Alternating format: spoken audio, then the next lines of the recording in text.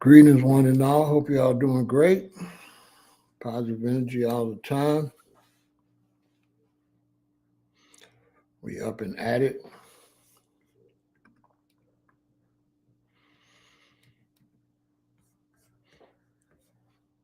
Good to see you, Onyx, Hawkeye, Fight Babylon, More Power, Rastaman. Good to see everyone.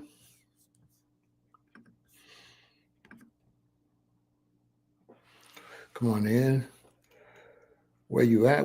Name your city. What city you in?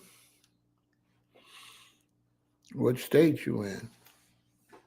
I am from Chicago, Illinois, but right now I am in Arizona for a few more days, knocking out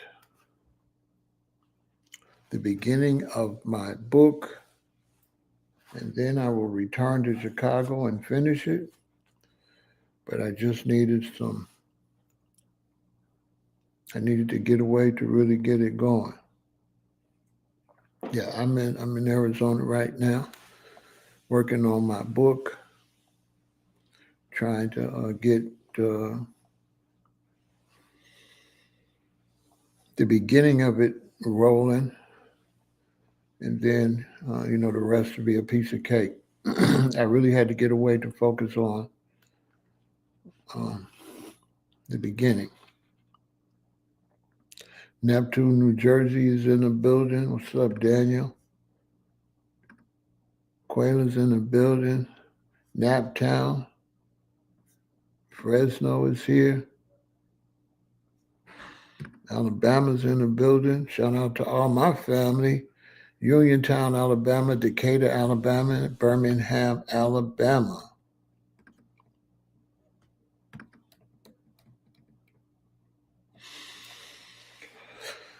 Much respect.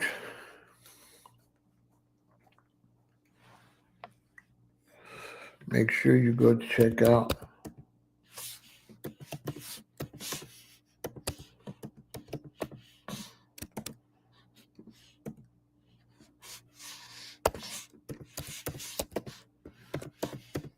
Make sure you go subscribe to YouTube channel Vegan Intel. That is where I will be talking about all of the health-related situations. So make sure you go subscribe over there, YouTube/@Vegan Intel. Oakland in the business. Oakland is always in the business, always taking care of business. Shout out to all my people up there in Oaktown, all my friends up there in Frisco, Sacktown, I miss y'all out there. All my friends at Ventura, San Juan Capistrano, Los Angeles, Bakersfield, and of course, San Diego. I used to be all over California. That was my spot. Sterling, Virginia in the building. Shout out to all my people in Virginia. Stay strong. I'm looking forward to come out there when I get this book tour off the ground. I will be everywhere. Today I'm going to be talking about Black communities where foundational Black Americans live, how we have to keep those communities strong. We can't let those communities be gentrified, and what we have to do to strengthen foundational Black communities. Some people are saying greetings to my brother G-Ra, Andre, the beautiful and gorgeous M. West is here. Vincent is here.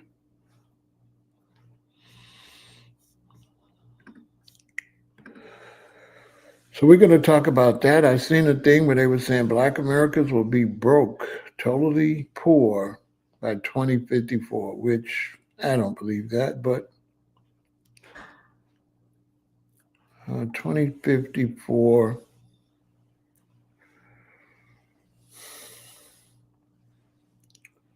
I doubt if society as we know it makes it to 2054. I think there'll be a redo, a do over.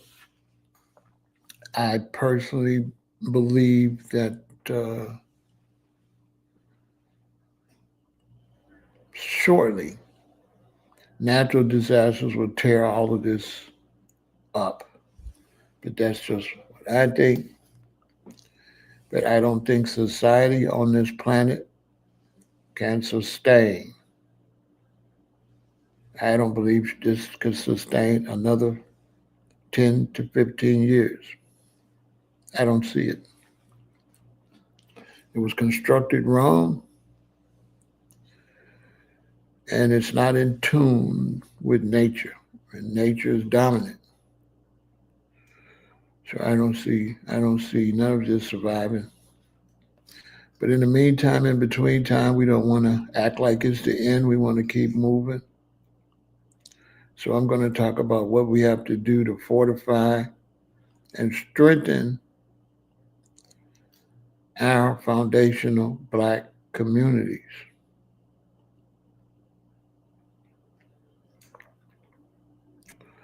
Which we definitely have to do. That has a lot to do with our economics.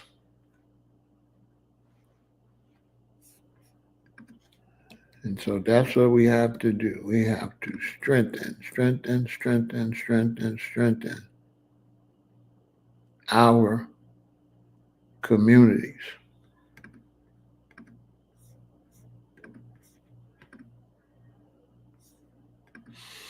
That's what we have to do.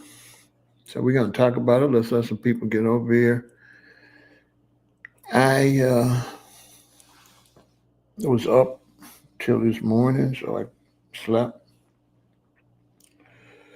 Had to get some rest. I've been really writing late, and I've been really exercising heavy. So with the heavy exercise and the late night writing, I'm sleeping like a log. I had a great workout yesterday.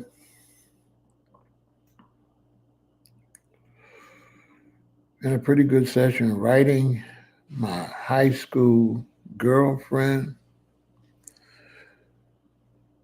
we've been in contact. She's living in Ghana right now, and it was the perfect time for me to be talking to her so I could make sure I get that early part of the story correct. We met in my senior year of high school, and that's who I was with when I really made my transition into being a vegan, and when I started growing my dreadlocks, and when I got into the whole concept of Black consciousness and Pan-Africanism and ancient Kemet, which you know is Egypt, and the concept of Rastafari, liberty. So that's what I was with through all of that. At the beginning part. So it's been really good to talk to her to make sure I got the facts straight. Good to see you, Kathy. My senior year, I graduated in 1976, correct. From Luther High School South. Later, that school was attended. Common went there. The rapper Common went there, but he's younger than me. But yeah, I graduated in 1976. Good to see you, highly favored.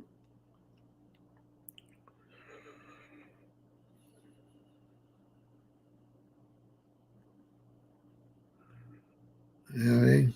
You was 6. Yeah, I graduated in 1976. I had a girlfriend when I was a freshman, but girls were kind of like a burden at that age. So I didn't Once I broke up with her, she didn't go to the South. She went to South Shore. Once I broke up with her, I didn't want another girlfriend. Until my senior year, I started dating a freshman. She was exceptionally smart, so she graduated really early.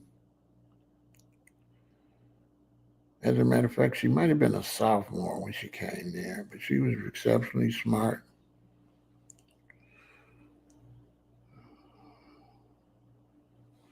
She ended up working for Payne Weber at 17 years old. Those were the good days where they would hire you and train you to do a job. As long as you was over 16 and you could do the job, you got it. Good to see you, Antonia. So, yeah. So today I'm going to be talking about strengthening our communities as foundational Black Americans and making sure we keep foundational Black American communities.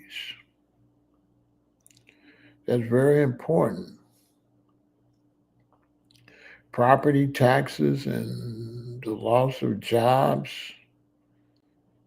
It's got some people struggling. We're living in a time where people that's doing well live in a dream world.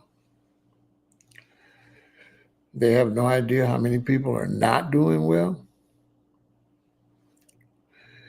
And because the people that's doing well don't have a full grasp and don't care about those that are not doing well, their jobs are being affected because all jobs depend on other jobs. People don't understand math. And if you get too many poor people, you will lose your nice job because there won't be enough money floating around in the economy to keep your line of business open, basically. That's what's going to happen.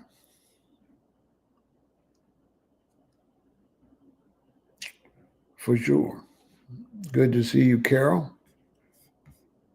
Carol's here. Tonia's here. The beautiful and gorgeous Kathy is here. Highly Favored is here. Michael Lee is here. Andre is here.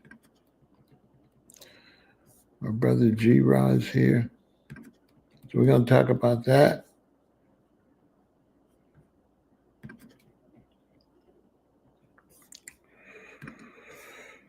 What we have to do, what it takes to strengthen the foundational Black communities. I really think that we got to build strong foundational Black communities, and I really think that Black immigrants, Blacks that have moved to America, need to move to foundational Black communities. You know, they have been separated. I know here in Chicago, when the brothers come from the Caribbean and Africa, they go move up by the whites on the north side. They don't come and live on the south side, which has been a bad mistake for them. It caused them not to be able to establish strong businesses. It isolated them. And it put a lot of them in bad situations financially because, you know, they're still Black at the end of the day. So it eventually catches up with them.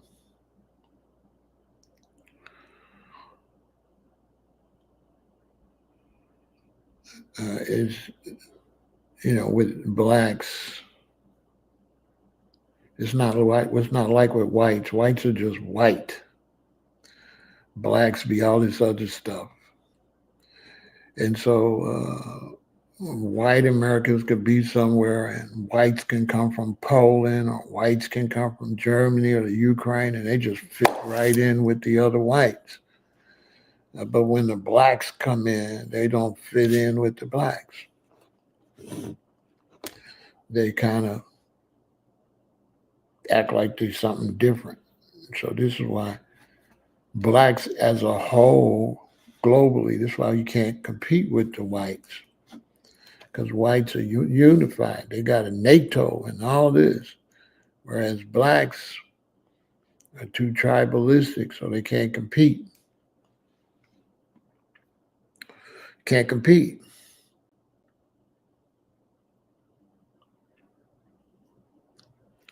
Too tribalistic.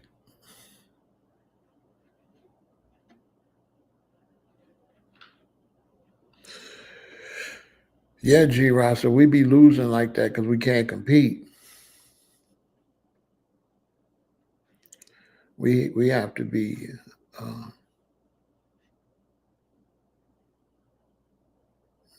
black men that come to America from other countries. They have to marry black women, and black women from here have to marry black immigrant women if we want to grow. Not everybody, because everybody can't do it. So this is what people are getting misconstrued. Everybody can't do it. So those that do it, they strengthen the overall black community. But maybe I'll talk about that one day, the science and the math behind that. Black American men should be married to a lot more African women, and Black Caribbean women, and Black American women should be married to a lot more African men and Caribbean men.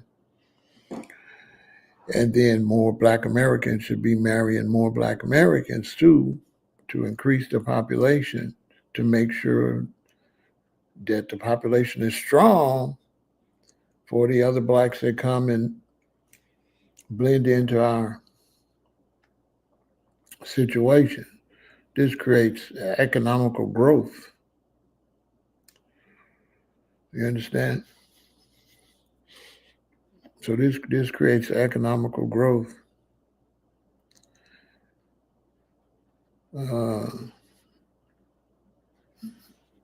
That a lot of people don't understand the value of that economical growth.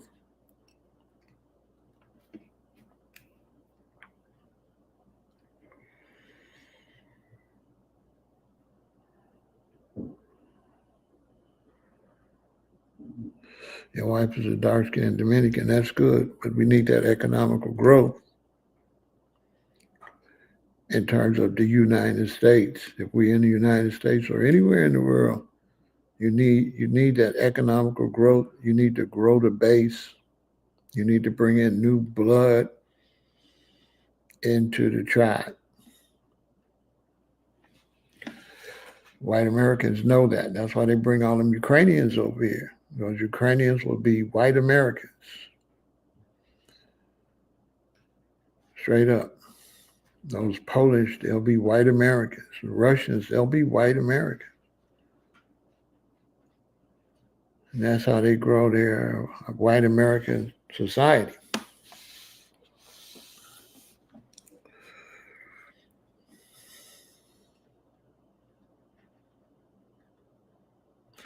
Also, if you mix the same blood too much, you start having babies with a lot of deformities, mental retardation, and things like that. Allegedly, supposedly. But if you mix too much, it's almost like you're having sex with your brother or your sister.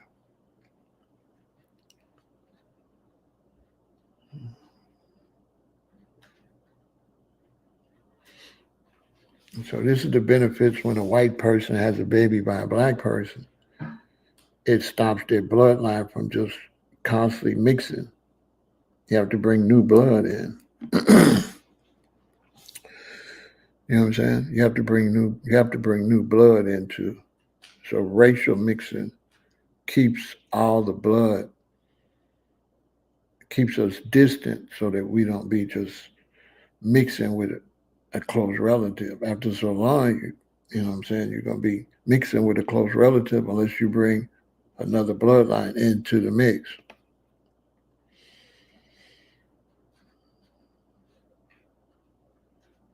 So like in Africa, West Africans, they just can't keep marrying West Africans. They're going to have to marry some East Africans and some South Africans and some North Africans.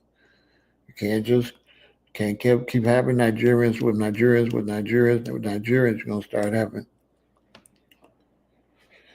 birth defects. But that's neither here or there. Experts will tell me I don't know what I'm talking about. But you see the results of these experts. All you got to do is read what's in your food, and you'll see how much experts they are.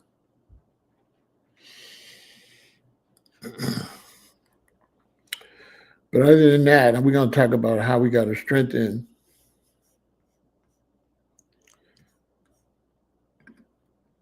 foundational Black communities.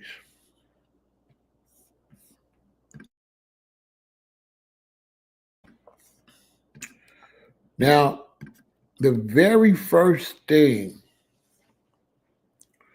if they said, Pharaoh, what do Black people have to do? The Black people, the Black man especially, in America, in order for him to survive, he's going to have a one day relaxation. He's going to have to do unity work and family related business on Saturday. Saturday can no longer be, especially if you work Monday through Friday, Saturday can no longer just be a weekend. Because here's white America and here's us, and we're behind. And so while they're, working 5 days a week and 2 days off, we need to be busy 6 days a week. When I lived in Hawaii, the Japanese went to school on Saturday. They was the only ones still going to school on Saturday. All the other children only went to school Monday through Friday, but the Japanese children went to school on Saturday. This made them advance over the other children. And so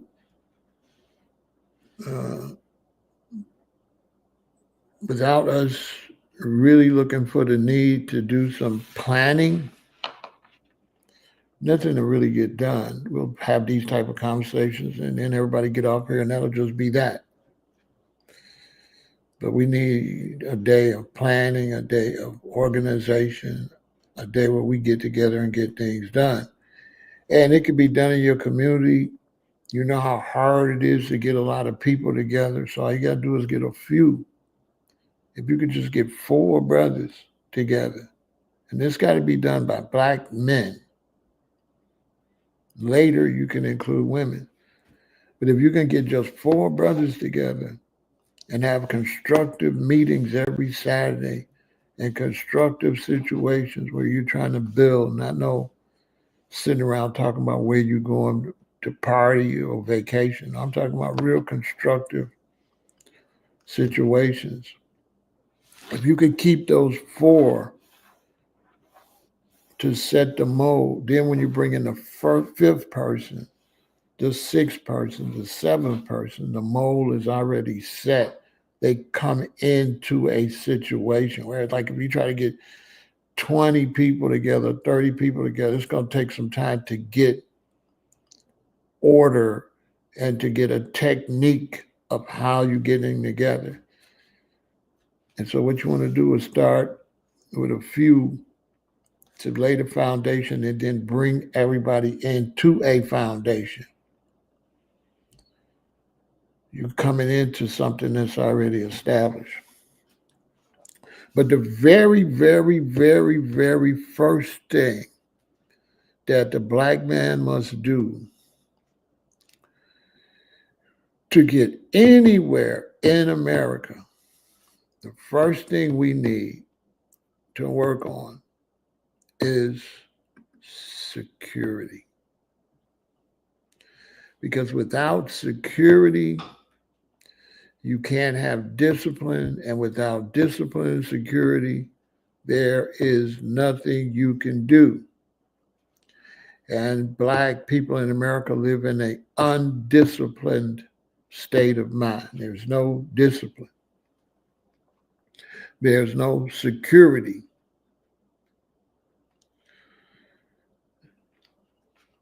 And so the first thing, if people say, what is the first thing? The first thing the Black man in America has to do, the foundation of Black America, is create security first and foremost.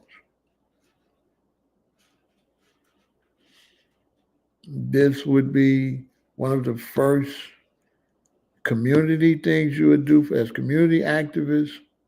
And this would be the first things you would do as far as business, create security firms. Security. These security firms and these security community organizations would add discipline, because you can't have a security person that can't be trusted. This is where white America's making a mistake. They have a police, but the police are not disciplined. And so the police is out committing crimes. The police is out hurting people. The police is breaking all the rules because white America has fallen off and they're not putting a foot on the neck of the police. The police cannot break the law. The police have to be in order. If you have a police officer, a white police officer, that doesn't respect the law and that mistreats Black people and that will harm Black people, that police officer will also harm his wife and his neighbors because he doesn't have discipline. This is going to be one of the downfalls to white America, with no discipline, creating hate towards Black Americans. And so now when you got a school in an all-white neighborhood and you pushing this racism and you pushing this hate and you put that hate into your children, what's going to happen when your children are full of hate and there ain't no Black people around and your son goes to an all-white school and they tease him? You know what he's going to do? He's going to exercise that hate you put in him, but it ain't no Black people to exercise on it. He's going to go up to the school, and you know what's been happening.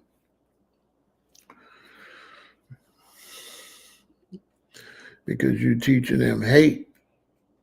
And when you got full of hate and you learn to hate a certain group of people, what you're going to do when they're not around? They're not around, but the hate is still around. And so in the Black community, the first thing we're going to need, if we're going to build a strong community, we need security.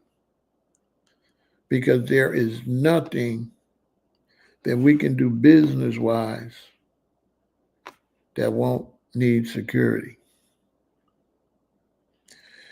When I was thinking about starting RBGG and we was going to raise $100 million to give to various brothers and sisters to start businesses, the first business that I was going to tag on to that was security. That would be the second business built off of it. Once the first business would have got that money to build their big factory or their big corporation, the very next business would have been a security firm. So from that point, every time somebody starts a business, there's already a security firm.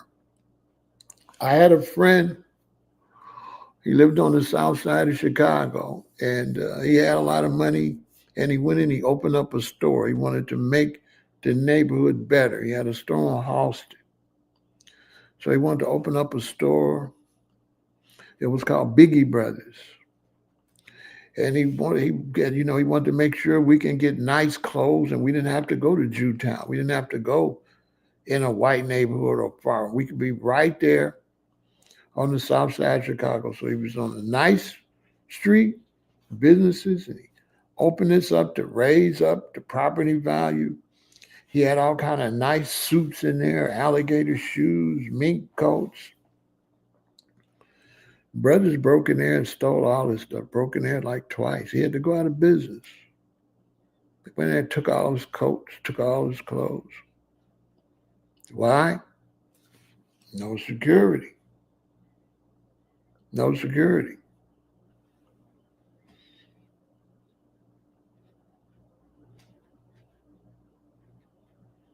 He would have saved a lot of money if he would have just bought one vehicle and paid one person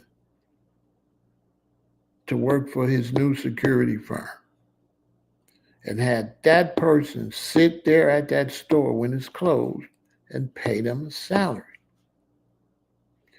Then what he could have did was advertise to other businesses, and now you got 2 cars, 3 cars, 4 cars, 5 cars. So at the same time you got your store, you're building a security firm, which provides security for you. Because what good is it to have a store if somebody gonna go take everything you got? In Chicago, liquor stores, all type of clothing stores, all of these people are getting their stores broke into. There's smash and grabs happening everywhere because the police cannot do the job that security firms have to do. The police have to go into the neighborhoods and do things in the neighborhoods. They don't have time to watch the stores. Okay? And so a security firms would have to watch the stores because police get called for shootings, accidents, all type of stuff, break-ins in the residential areas. And the police can't patrol the residential areas and the business district. And so for Black Americans, the first thing we would need is security in order to protect our investments as we expand to build up ourselves in America.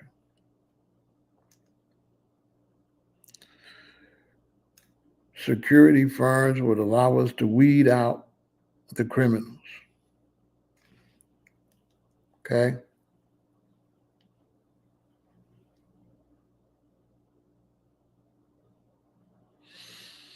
Exactly. And so for the first thing we'll need in the Black community is security. That security would include small security firms that we can also work for anybody. Everybody needs security.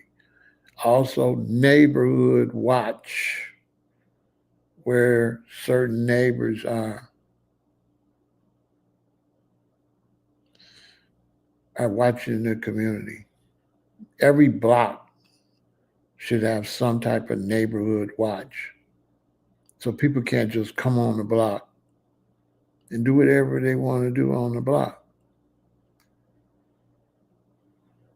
Somebody's got to secure the block.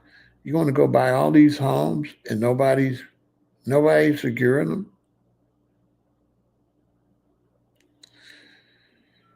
And a lot of people got ring light cameras and stuff like that, which is cool. That's helping a little bit. People got strong security doors, but some garages are getting broke into and things like that. But if you want to go to the next level of what I'm about to talk about, the first thing you're going to need is security. Now, some of the things we're going to need in order to build a foundation of Black communities, you got to hit them high and you got to hit them in the middle. So you need 2 types of employment. These 2 types of employment feed each other. Something that white America is getting away from. They got too many people wanting this employment and not this employment. Costco's got it right. They're paying $30 an hour. That's almost $5,000 a month. That's a good job in Costco. If your rent's $2,000 for a 2-bedroom, you make it $5,000. If your rent's $2,000 and your bill's $1,500, that's $35. That'll leave you $1,500 just sitting there. Even if you play with the 5, you could save $1,000 a month. That's $12,000 a year. You could just save more than that if you don't spend the 5. If you spend less. And so we got to hit them high, we got to hit them low. So education. Stop playing with your children. You got to do like the Italians did, and you got to be gangster with your children. You got to sit down with your children and say, who's going to be a lawyer? Who's going to be a doctor? Period. We the only race that just let the children do whatever the hell they want to do and don't guide the children from little and tell them, listen, you're going into medical. And so one of the first things we need is more black men in white coats. We need doctors. Period. We cannot depend on others to take care of our health when we have an emergency situation. Our children have to go to medical school. Period. If you got 2 or 3 kids, somebody got to go to medical school. And we ain't trying to hear it. They got to come out and be a RN. They can even be a LPN. They could be any type of doctor. They could do radiology. They could do whatever. But we have to be able to be responsible for our own health. We're not getting good health care from other races. Why are we depending on other races to take care of us? And why are so many black people, why are you letting your sons be nothing? Why you let that boy be nothing and wait till he get a senior, or junior, or sophomore? Now you're trying to make him do something. Now you say we need to stop pushing our kids NFL basketball players. Not really. Nobody's pushing your kid to be no basketball player. If my son's 6'3", he gonna play ball. And so that's a false thing they've been teaching, Robert. Nobody that's 5'2" is trying to go out for the basketball team. The brothers that's going out for the football team and the basketball team, and it's good to do that in grade school. It's really good for your children to be in sports in grade school. This helps them get exercise and stay in shape and do some running and have some physical activity. But the false concept, Robert, that you pushing your son to go to the NCAA to go, you can't push him if he can't play. So that's all false. That's a false. I don't know who made that up, Robert. They don't know what they talk about. You know, if you can't play ball, you barely gonna play in high school. Like, let's keep it real. Like, my hands was too little. I used to play ball, but I couldn't compete with the real ballers in high school. Them guys could ball. So nobody really pushed them to play basketball. They could ball. And then the competition gets steeper and some of them don't make it. But it's not the fact they playing sports. It's the fact that when they get them scholarships, make sure they get a good education when they get the scholarships. Don't let them just go and play ball and not do his schoolwork and not get good grades and not prepare for another career. That's where they're making a mistake at. If your child could get an academic scholarship or an athletic scholarship, that's a good thing. The problem is with the academic scholarship, they're going to go do what they need to do. But with the athletic scholarship, they have a tendency to not make them do what they need to do. You still in college. So if my son can go to college for playing basketball and I ain't got to pay, he need to come out of there with a degree of something of value. That's where we're making a mistake at. But the idea you pushing your son to play basketball and he's 6'7" and he can jump and spin and dunk, you can't push him to be able to do that. So this is all nonsense, okay? Okay. I live in Chicago, and how could you complain about black men going into sports when these young dudes out there shooting and going to prison by the time they're 18, 17 years old? Chicago got more shooters than we got people trying to play sports. So these brothers that be saying certain stuff, these be idiots. Y'all stop listening to them. These be idiots. Because you can go to college playing basketball and still get your degree in medicine.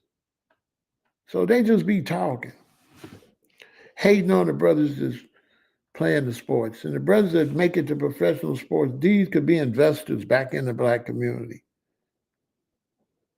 So that's ridiculous, okay? Y'all stop repeating that.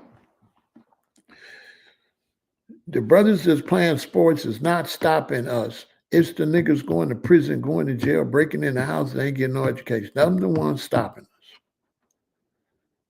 Okay? If you come to Chicago, it ain't going to be Derrick Rose is not going to do nothing to you. Okay? All right, let's keep this real. If you come to Chicago, shorty that went away to play basketball or football is not going to be your problem. Your problem going to be dude that dropped out as a sophomore year in high school. That's the one that's going to carjack you and pop you. That's facts. There ain't going to be nobody interested in athletics that's going to do nothing to you. You know what I'm saying? So that's some stupid stuff they just be saying, hating on the athletes. Okay? Because you're trying to stir your children into the medical, but only certain ones gonna go. So I can't say make your kids go to medical school because there's only going to be certain children that has what it takes for medical school. So when people say we need to stop sending our children to play sports and make them be doctors and medical, are they medical people? See, this is where people be talking crazy. Because your son to play basketball, he might not be the type of person to be a lawyer or a doctor. That's just imaginary that, okay, instead of playing basketball, he could be a doctor. Not really. Not really. That's false. And so when I'm saying this, I'm saying for the ones that can do it. Like my daughter, she went to medical school. My other children, that wasn't them. They don't have, see, they different from her. All them children couldn't have went to no medical school. They have to go with interest. My middle daughter, she went into the tech field. She's in the tech. So you have to look at your children to see. But you don't have to push your children in no industry. The only thing you do is have to push your children out of the streets. If you keep your children out of the streets, if you search their room to make sure they ain't doing drugs, if you keep them away from friends that's losers, then your children will make good decisions, whatever decision they make. Your son could be a truck driver and make good money. The key is not getting them to go the right way. The key is stopping them from going the wrong way. If it's two ways to go, the wrong way and the right way. So if you don't let them go the wrong way, they're going to automatically go the right way. And one of the things, because these are some things that we need to do, is get more doctors and nurses, more black men in white coats, and more black women in white coats. This is just one of the things we need to do. This is not for all of our children. This is for the ones, these queens had the ability to do that. So we want to make sure if they got the ability and the drive and the interest, they do that. And how they going to get the ability and the drive to do that? They got to go to school. They got to get good grades. This starts in first grade, second grade, third grade. That's when this starts.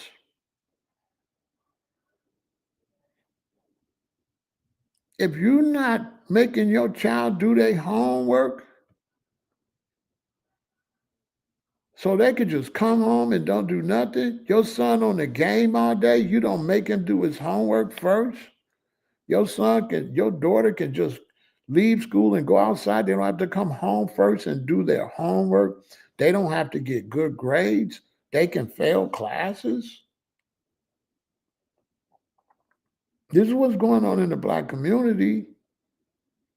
Those of us that are trying to raise our children, we have to keep our children away from you losers' children.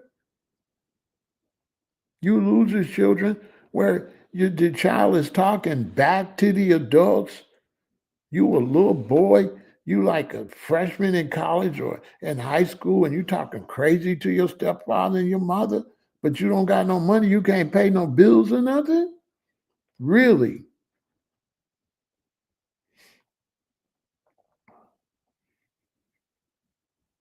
So the way you're dealing with these children is ruining the black community, is separating the black community, because those of us want to make something out of our children. We have to separate from you losers that ain't got no demands on your children.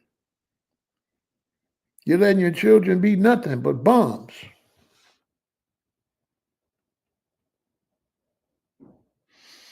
So they got to be, it's this start early. It's the parenting. You understand? This the parenting.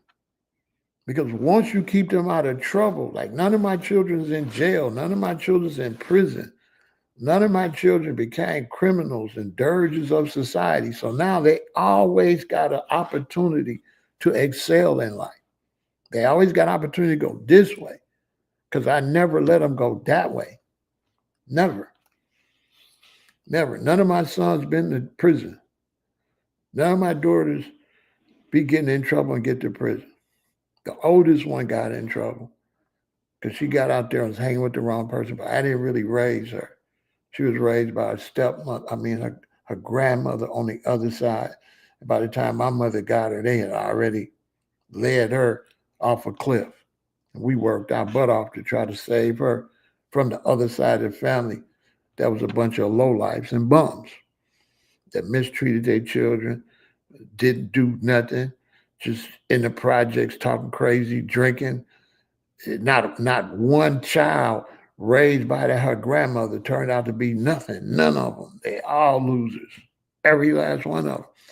And my mother went to get my oldest daughter out of that situation. But she still struggles today.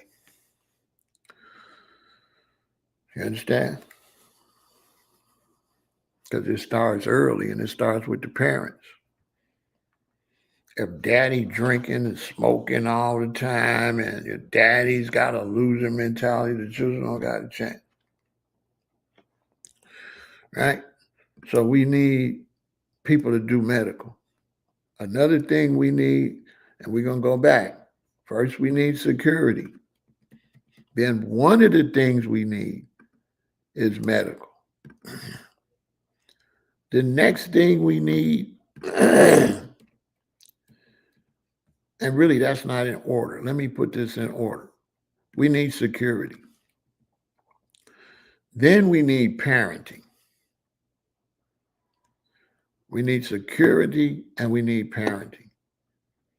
Because without good parenting, you're not going to get doctors, lawyers, bankers, electricians, plumbers. You ain't going to get that without parenting.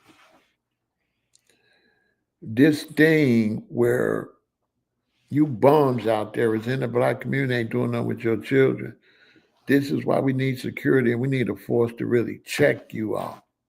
There need to be pressure applied to families that are raising children that are causing detriment to the Black community. There needs to be pressure. We letting too many people have these know-nothing children, and it's putting our children in danger. We letting the bums and the losers be the biggest gangsters and gangster the rest of us and destroy our good children, because our good children got to go to school with your bum children. Because the righteous don't want to be gangsters. You let the wicked be the gangsters. But daddy, the righteous daddy need to be that gangster. You can't let the dummies gangster you. See, when my children went to school, if your son was a bum, I'm applying pressure to you. I'm trying to see if you really won't smoke. Seriously. I'm trying to make you uncomfortable early. I'm directly coming to holler at you about your children. The children ain't finna have no beef. Me and you got a problem. And I'll be super aggressive. I'm going to overdo it. I'm going to hit first. Okay? I'm not going to really do too much of this. I'm only going to do this so you understand that the next time I'm not going to do this. It's only going to be 1, 2, 3. But when we get to the 4, that's going to be action. I'm only going to tell you once to get your child. If you don't get your child, I'm going to get you. That's how I raised mine. They can tell you. Anybody can tell you there's a fact. So parenting, and part of parenting means to stand on the neck of these bad parents. The days of us letting bad parents ruin our society as Black Americans, that has to end. We cannot, by the time the police come, these bad parents' children have done how much damage in the community. Before they go to prison, they got a rap sheet this long, and it's all within the Black community, where they victimize the Black community. Nobody don't check these children. These is all facts. This ain't no make-believe. These is all absolute facts. And I raised mine, the last ones in O-Block. Anybody tell you, anybody in O-Block that watched this, that was there in the 90s, in the early 2000s, and they say they don't know me,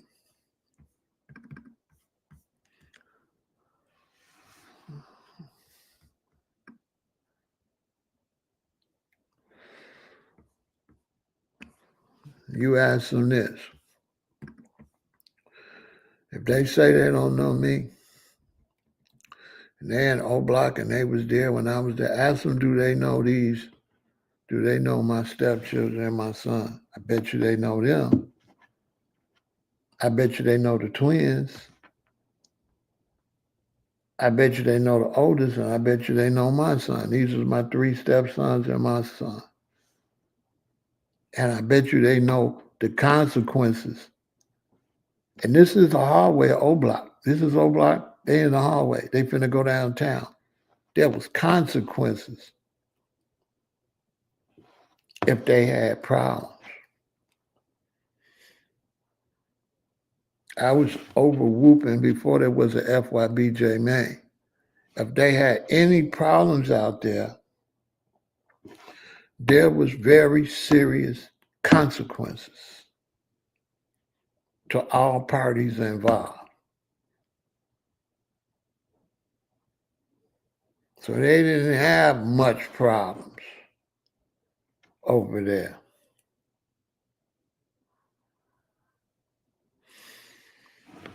They was kids. The girls used to get into it with little girls. But when the girls got into it with some girls, I came outside. The daddy and the mama came outside. And that was the end of that. That problem ended. And one thing stopped it from really even ending quicker and more abruptly is, I had cases,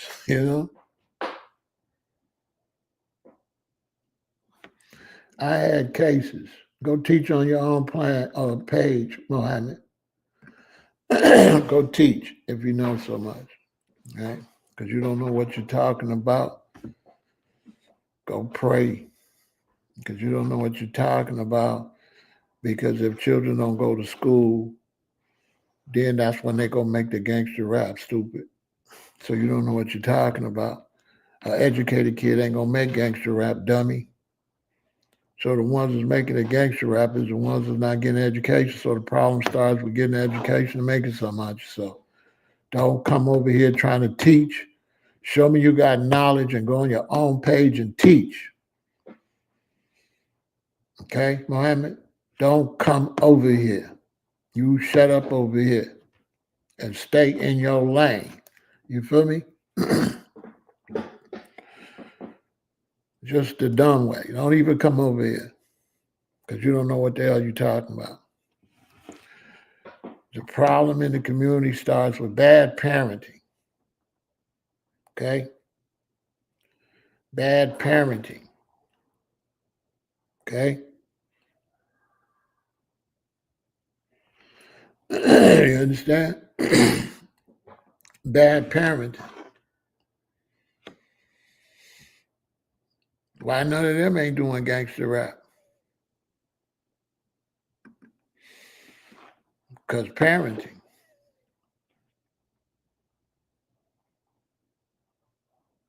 There don't want no fool over here. Because no fools over here. Because there's a lot of steps before you get to the rap. Okay? Before they start rapping, there's a lot of steps. You show me a gangster rapper out here talking crazy, I'll show you bad parenting. Because what kind of parent gonna let their kid get on the microphone and say all that? Right then, you don't got no control of the children, Muhammad. Dummy. You understand? So dumb parents, Muhammad, don't help much. Because kids been having drug problems and stuff before it was a Snoop Dogg. And 100 people, 1,000 people, like 980 something people got killed in Chicago in 1974. And there was no gangster rap, fool. And our highest murder rate was 1974 in Chicago. No gangster rap. 1974, Chicago had the highest murder rate. No gangster rap existed. It didn't exist. And when I lived in LA and you had all the violence, the gang members was listening to stuff like the Isley Brothers and stuff. That's why Ice Cube took the Isley Brothers song and rapped on it. I lived in LA in the early 80s and the late 80s, and they was out there gangbanging and listening to R&B. I know some gang members, their favorite artists is like Usher and people like that. It's a fact. So Muhammad, stay in your place, okay? You a dumbass and you don't know what you're talking about. You're listening to the internet, and these people on the internet, they don't be outside. They don't be knowing what the hell they talking about. You understand? And so good parenting,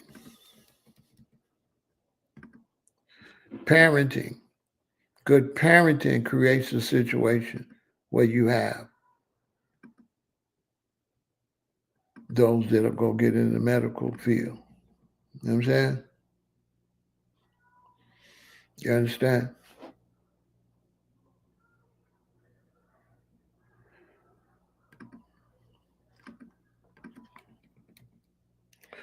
Now, once you got good parenting is going to make them go to school and get a good education. And then that opens up the opportunities to better the community.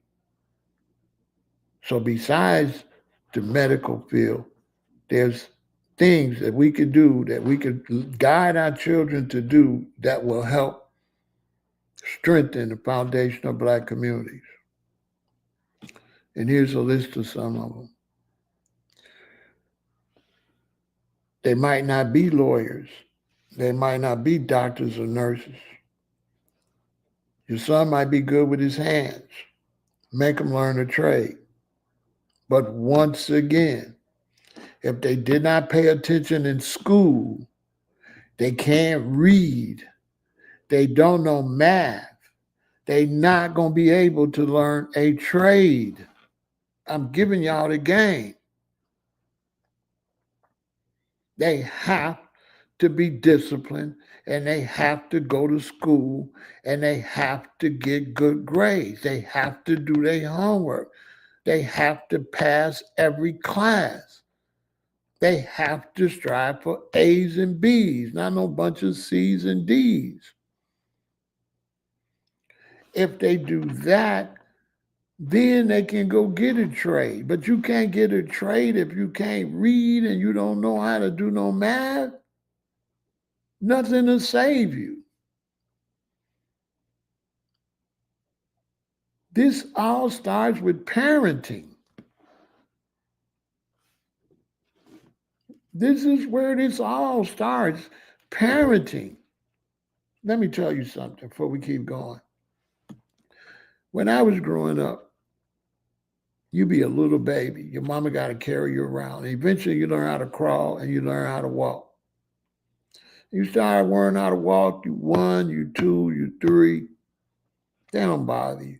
They just make sure you don't hurt yourself, don't put nothing in your mouth and stuff like that. This is Black American history. And when I was growing up, the magic number was 4 years old. 4 years old was the magic number. We didn't have preschool. We only had kindergarten.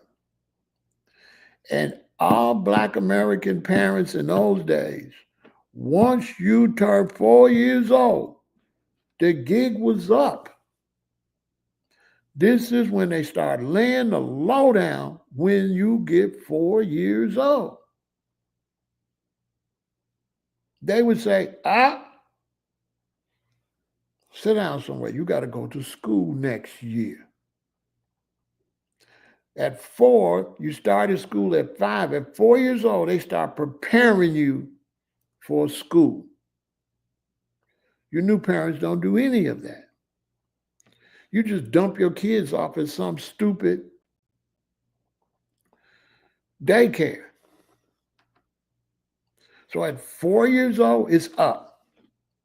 Your mama bring you in the kitchen. What's your first name? Michael, spell it M-I-C-H-A-E-L. What's your middle name? Dwayne, spell it capital D-E, capital W-A-Y-N-E. What's your last name? Stewart, spell it capital S-T-E-W-A-R-T. Where I work at, selective service. What's my phone number? Blah, blah, blah, blah, blah, blah. Where your daddy work at, CTA. What's your home phone number? 312-785-8490. What's your address? 11643 South Aberdeen, Chicago, Illinois, 60643. This is 4 years old in the kitchen, at the kitchen table, me first, because I'm 4, my sister's only 3. This is a fact. And you had to know all of that. And your mama drilled that in you 2 hours. Every so many days until you got it.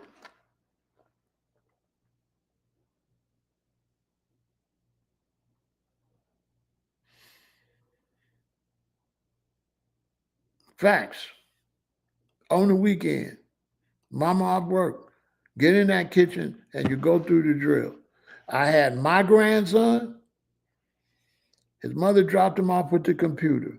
I go to put him on the computer because it was doing COVID and he had to do his work from the computer. We don't know the passcode.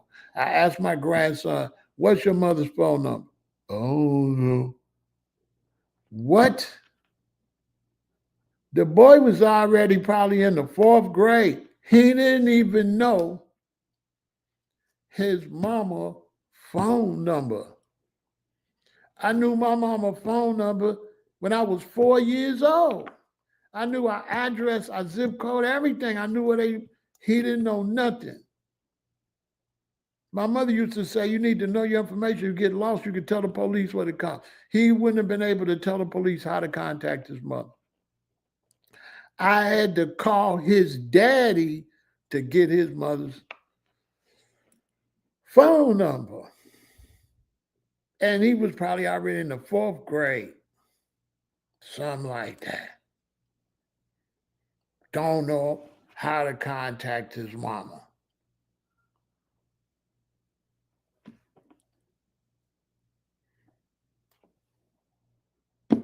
This is stuff you learn at 4 years old. 4 years old, ain't no more playing. You're a big boy now. And they tell you can't be doing that, you're a big boy. And when you do something right, they say, that's a big boy. They encourage you to be a big boy. Not no dumbass, you can't read, you can't do nothing. By the time I got in kindergarten, the teacher used to take me, Michelle and Gail and Richard used to take us to the sixth grade class, and we used to read to the sixth graders. And we was kindergarten. Kindergarten, first grade, second grade, I could read sixth grade, seventh grade, eighth grade books. These are facts.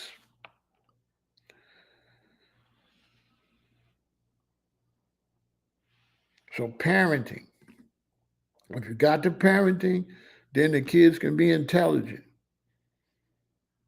You know how to sit down and shut the hell up. You know how we learned, you know where we learned how to act like in public? You know where we went to learn how to act in public? Church. Church was the place they took kids to teach you how to sit down and shut the fuck up. They don't want you to learn none of this religious shit. Mommy and daddy there for church. But you sit there and you better not say nothing, okay? Not a thing. And you better not squirm around or nothing. And that discipline starts before you leave home. Something you new parents ain't doing. I don't even deal with the church or nothing like that, but all my children, they was little, I would drop them off and let my daddy take them to church so they could sit down and shut the fuck up. I used to make them take them to church. And you go on with grandpa to church. And that started at home. What do I mean by started at home? I'm 5, my sister 4. I'm 6, my sister 5. My mama dressed me first, Sunday morning. When my mama dressed me, she'd take me in the living room and she'd sit me on the couch. And you know what she'd say? Don't you move. Because she don't want me to mess my clothes up. I'll go get some juice or something, mess my clothes up. She ain't got time to change me. They got to be at church. So your mama sits you on the couch and you better not move none. You just got to sit there. The way she said, don't you get up like that. Right? Swear to God. So you have to sit there. Then she go get my sister ready. Then she sit her down and she tell her, don't y'all move. Don't even look at me. Don't even do nothing. So that discipline start early in the morning before you leave home. So y'all just be sitting there. Because you better not mess them clothes up. Now, in these days, you had 3 pair of clothes. You had school clothes. You had church clothes, and you had play clothes, right? You got school clothes, you got church clothes, you got play clothes. Your school clothes was the clothes you wore to school. Your play clothes was your old school clothes, right? And then your church clothes. You better not go outside in your school clothes. You better put on your play clothes. Okay? Serious discipline. When I'm growing up, my mother had these little garbage cans in the bathroom. You couldn't put no food in the bedroom garbage cans or the bathroom garbage. Couldn't put the food had to go in the kitchen can only. And then if it's too much, you take it and put it in the basement can. And ain't no roaches. We had never had no roaches. You could not put food in the little garbage cans in the bedroom or in the bathroom. My job was to empty them garbage cans every day if I seen something in it. We had chores. And grades was E was excellent, G was good, F was fair, and U was unsatisfactory. My mother gave us 50 cents for every G and $1 for every E.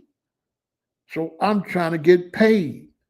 My mother taught me early that being smart, you make money. So being smart paid.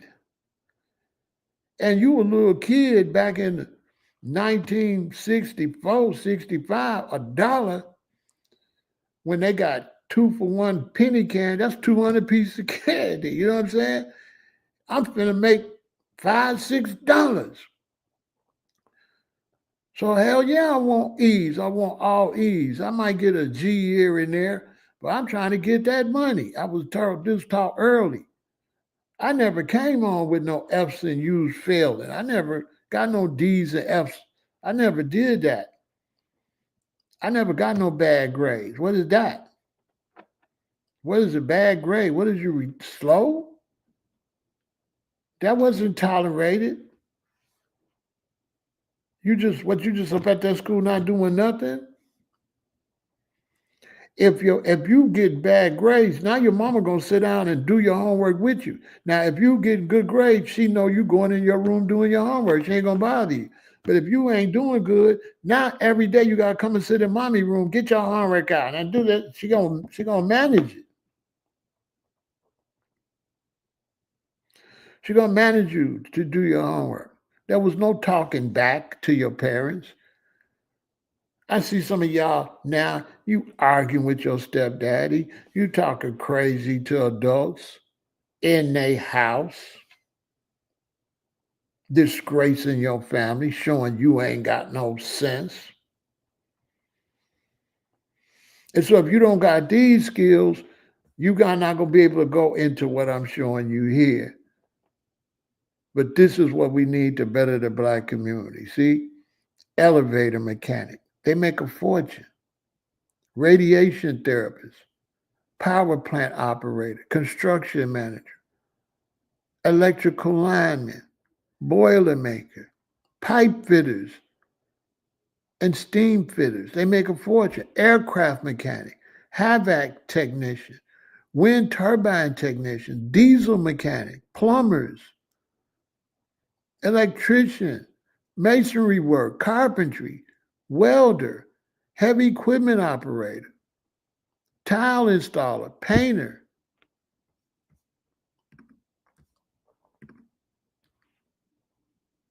insulation installer. My father grew up in Alabama and he learned carpentry. When he came to Chicago, he ended up driving bus for CTA. My father drove bus for CTA with a whole bunch of men worked there. Lots of thousands of men, thousands of black men worked at that CTA on 79th and Vincennes. And so because my daddy was a carpenter, when I was like in ninth grade, 10th grade, my daddy would get jobs building porches on the weekend for the men at his job. And my daddy would take me with him to build the porches. If it's an easy porch we build in one day, he'd probably give me 300, 400. If it's a big porch with a lot of rails and stuff, we work 2 days, I might get $600, $800. You know how much $800 was for a 14 or 15-year-old? Back in 1972, 1973, you was like you was rich. Why? Because he knew carpentry. One time, CTA went on strike.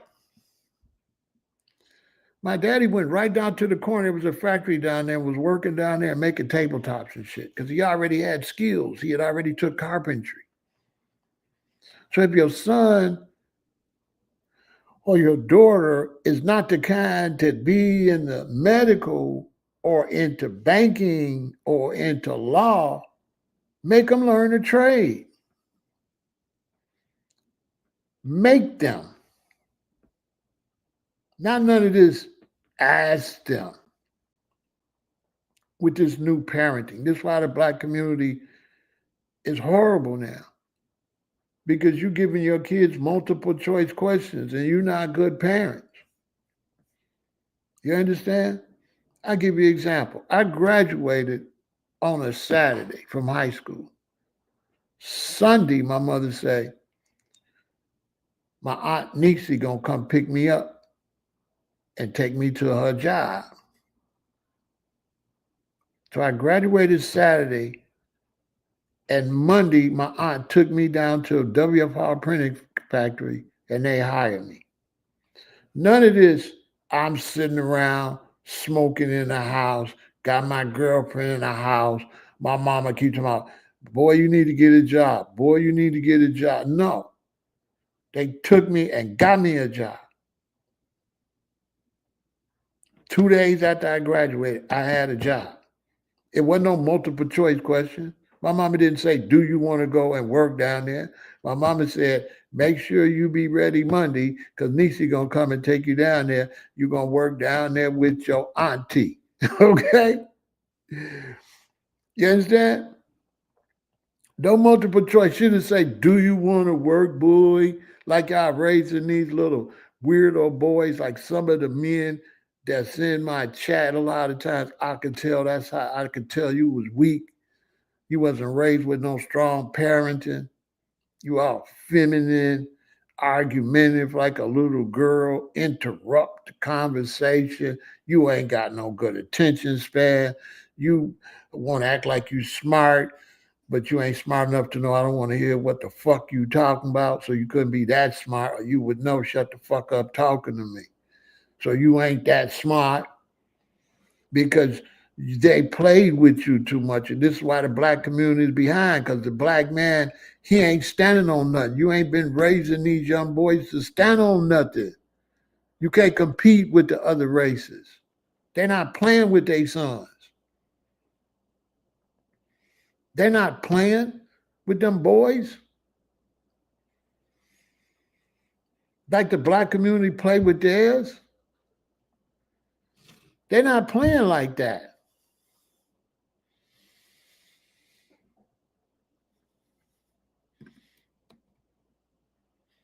So now another thing we need to better the black community, right? I'm giving you game today. We need some sit-down restaurants. Why in the black community is just McDonald's, Pizza, Popeyes, Chinese? Why can't the black man take his queen and his family right in the black community and have a sit-down restaurant? We live in food deserts where we barely got grocery stores, and we cannot even take our children and our wives and children to have a nice sit-down dinner at a black-owned restaurant in the community, which won't work, right? Unless we go back to what I said and have security. Why don't we have sit-down restaurants in our community? Why? Why I got to take my lady down to the water tower? Why I got to take her downtown? Why I got to take her to the north side? Why? Why don't we have fine dining in the black community? Why? Because we ain't got no security and our children gonna bust the windows, our young men gonna tear it up, they're gonna rob the patrons and all that because you have had put no discipline in your community. None. No discipline. No discipline. A lot of black Americans, you young people, your children don't even know how to sit down in a restaurant and behave. I remember one time we went to a restaurant, me and my wife and the children, when we live in Old Block. We took them out to a restaurant. We sitting right here. There's a black lady over here with her two children. The children just flipping in the chair to them. She talking about, stop, y'all, stop, stop, y'all, stop, right? She trying to act. She knows she ain't taught them a damn thing. She wait till she get out in public and she trying to tell them to stop. And they looking at her like, Mama, you phony. You don't never tell us to stop. That's how they was looking at her. They looking at her like, Mama, stop playing. You don't never tell us to stop. This is how we act.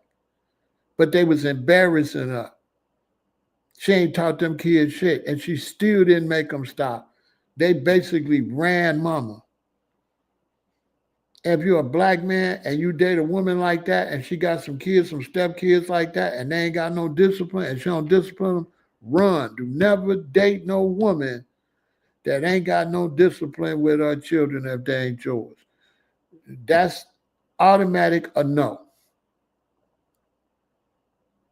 Automatic.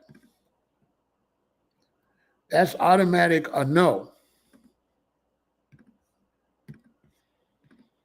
I showed you that I raised these three stepchildren on your left, and then that's my son. I raised him by himself. His mother had issues. And when they was little when I met them, they was 7 and 8. I think the boy was 8, the girls was 7. And when I first met their mama, and I was over their house, and they got out of line and she jumped on their neck, I said, cool, I could work with this. Because mama wasn't playing with them. I ain't had to come in there, and that's going to set her off balance. Because you trying to come in there and be the disciplinary, but mama ain't did shit with this little dumbass boy and these little dumbass girls.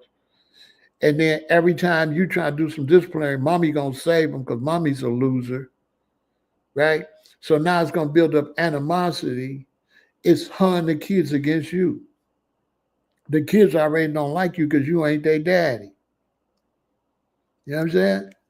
So it's going to be already animosity because you the one got to raise the kids. And she don't want to raise them. She don't want nobody tell them what to do. And so now when you come in and try to lay some law down, the kids look at you like, you ain't my daddy. Because mama ain't standing on nothing. So right then, when a woman ain't really standing on her children, making them be have discipline and have manners, don't date her. Because all you're going to do is have a long marriage of her and a disrespectful son. That when he get a certain age, he going to try to fight you even. He'll even try to fight you. I didn't have that problem with them children. I didn't have to say nothing to them children because their mama stood on their neck. I didn't have to do nothing. I didn't have to do nothing. When she at work, maybe stop the girls from getting into it because they was twins. And you know how that is. Twins is a trip. They always irritating each other, but I didn't have to do nothing. You know what I'm saying? I ain't have to do nothing because people ain't raising. You're not raising them right. So when you're not raising them right, they ain't got no discipline. You can't have no nice places like this because you ain't taught your children how to go nowhere and sit down. You ain't taught your children how to be respectful, how to sit down, how to have a nice dinner, how not to spill food all over their clothes, how to be polite, right? Because this generation of blacks, you ain't had what my mother and them had. My mother and them come up under Jim Crow. My mother would come up where they was trying to say you was animals and you was savages. So that black people was trying to prove, nah, we got more discipline and more manners than you. So they knew the whole race was at stake when I was coming up. You didn't just represent your family, you represented the black race in America when I was growing up. And you went out acting a fool, you made black people look bad. And that was a no-no. It was a no-no to go outside in the neighborhood and act a fool. Because the neighbor's gonna say, that boy ain't got no home training. Bessie and Randolph ain't taught that boy nothing. That reflected on the parents back then. And then nobody they would all shun you and your parents. They tell their kids, I don't want you down there at Michael's house. Bessie ain't taught him nothing. So none of the kids gonna come play with you or come to your house because their parents gonna forbid it. Because their parents don't want your nasty ghetto behavior to run off on their children. Well, nowadays I'm raising children. I can't send my children around a lot of the family members and stuff. I had to keep these children isolated from the losers in the family, which caused them to not like me. A lot of people in the family didn't like me because I didn't want my children. I didn't want the children around their children and them.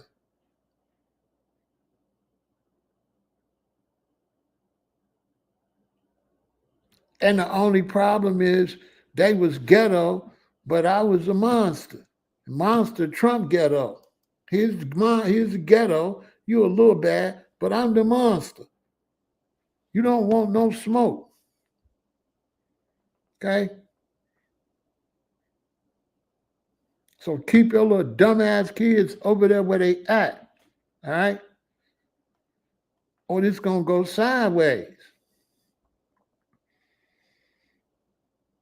This gonna go wrong. You understand? Because I do your little kids dirty. I do your teenage boys, I do them dirty. If they big boys, I do them dirty. You know what I'm saying? Keep them away. Don't try to talk no street stuff to me because ignorant people, they try to go to the streets. They try to act like they streets. But I'm telling you right now, if you ain't intelligent, you can't do nothing in the streets. All you're going to do is go to prison for the rest of your life. Even to be in the streets, you better have an education and you better know how to act. You better know how to talk when you get in front of that judge or you're going to get 1,000 years. You're going to get 1,000 years. Yeah, you want to be a criminal? You want to be a dumb criminal? And you walk in front of the judge and your honor, and then you're going to get 1,000 years. Me, educated, I get in front of the judge. Soon as I walk up there, good morning, your honor. Oh, good morning. Boom, my case going to get thrown out. Why? Because y'all is criminals. Y'all fit the stereotype of the criminal. I got to be innocent. I'm too intelligent to be a criminal. That's how the judge look at it. He probably didn't do it. He don't act like the rest of them back there and lock up. Let him go on. Let him go on. Education and discipline, Andre. Education ain't no good if you don't know how to act. And you fighting with your relatives and fighting with your stepdaddy and fighting with your mama. That's not it.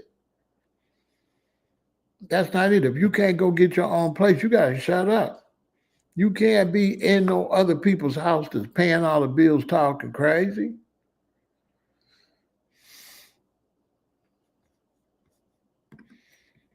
So this why the community don't go nowhere. Because we need restaurants in our community. But then guess what we got to have restaurants? We got to have good customer service.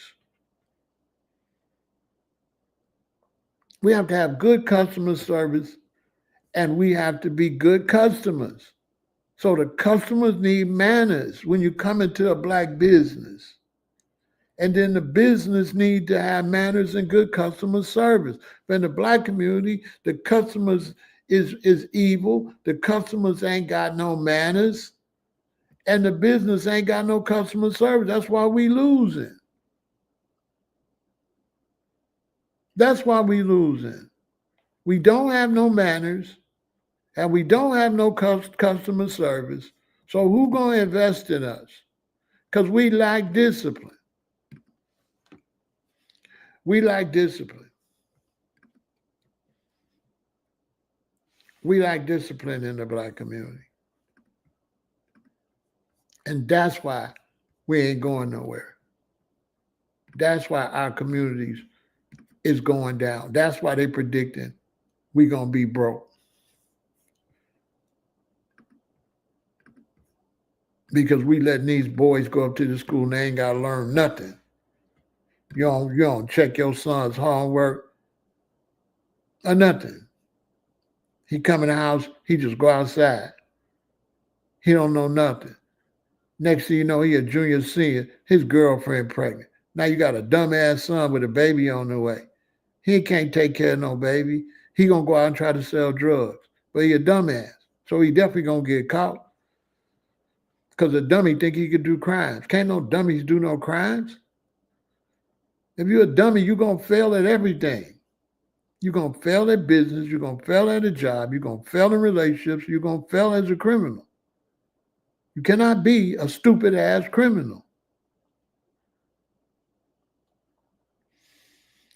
So you say some of these parents ain't fit to be parents because their parents wasn't fit to be parents. You understand? Their parents wasn't fit to be parents. How do you grow up to be a parent that ain't fit to be parent?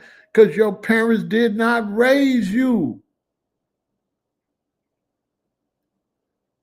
If their parents don't raise them, how are they going to be a father? It still go back to the parents. It go back to the parents or the bad parents. It still go back. There's no such thing as a person raised right being a bad parent.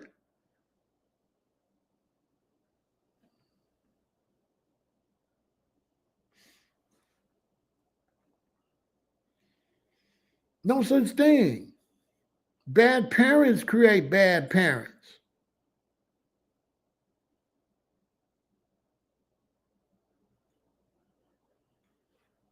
And birds of a feather flock together. So some loser chick gonna get with a loser dude, because ain't no righteous dude want to get with no loser chick. She got to go get with another loser. Ain't nobody gonna date you and you a loser. I don't care how fine you is. If you stupid, you're gonna get ran through and you belong to the streets. Ain't nobody gonna stick with you. Nobody gonna stick with you. We passing down these curses. That's what I'm trying to tell y'all. These children ain't got a chance. Their parents didn't have no parents. You know what I'm saying? And won't nobody turn the ship around. Won't nobody turn it around. Because a dumb person think they know everything. You can't tell a dummy nothing. I get them over here all the time. You can't, a dummy is the main one that know everything. They know everything. You cannot tell them nothing.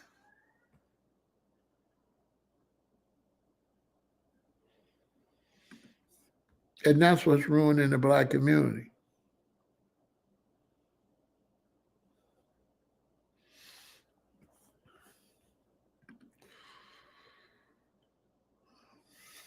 So now you got fitness. Out of our ignorance, we eat anything. We got all kind of medical problems. There's food and we drink too much. We own all kind of pharmaceuticals, right? And so now that adds to our ignorance, that adds to our ability to be good parents, that adds to our lack of ability to be able to do anything in the community because we just customers. You understand? Because you don't take care of yourself. You not in shape. So you ain't got what it takes to help nobody. You know how many fathers I knew that was pretty decent fathers, but then their medical conditions took them away from their children early?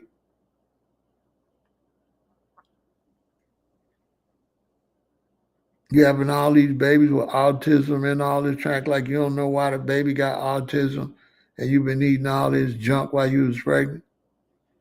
All type of artificial flavors, colors, preservatives, all this stuff. You ain't putting no nutrition in your body. Where your baby gonna get a good body from? You tell me.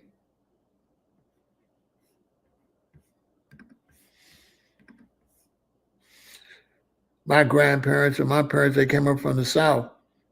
So they ate pretty good by default because they cooked a bunch of collard greens and mustard greens and rutabagas and black-eyed peas and corn on the cob and stuff like that, sweet potatoes. That's the only thing saved them. But now, you don't eat like that. You eat trash. The only thing that's going to help the black community is a healthy way of eating and fitness. Without fitness and a healthy way of eating, you're just going to be a customer. You're going to be a customer for the same thing I said that we needed. That's all. You're going to be a customer. And so much money is going to go to the doctors. And you ain't going to be no doctor or no nurse, most likely. So you're going to have to go to whoever doctor is in your area, which ain't going to necessarily be black doctors in your hospital or black nurses in the hospital, unless they're Africans. It's just an endless cycle of disaster. We don't have no decent restaurants. We don't eat decent. We eat trash. When you go in the white neighborhood, they don't eat trash like you eat. If you go out to these white suburbs, you ain't gonna see the same food places you see in the where black people live. They don't eat that shit. You barely see a McDonald's in a white neighborhood. They don't got all in McDonald's. Go look. They ain't got no Popeyes, no KFC, no McDonald's out there in them white neighborhoods. Go to them white suburbs. They ain't got that shit. They don't eat that like that.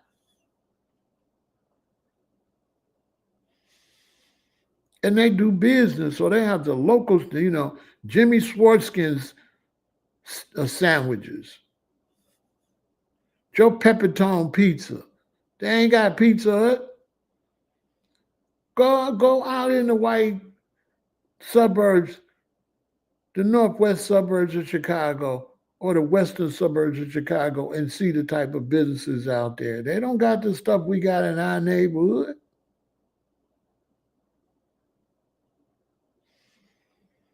They don't got it. We have to build up our own community because when we go show up in white neighborhoods, the money go out to community and it don't come back.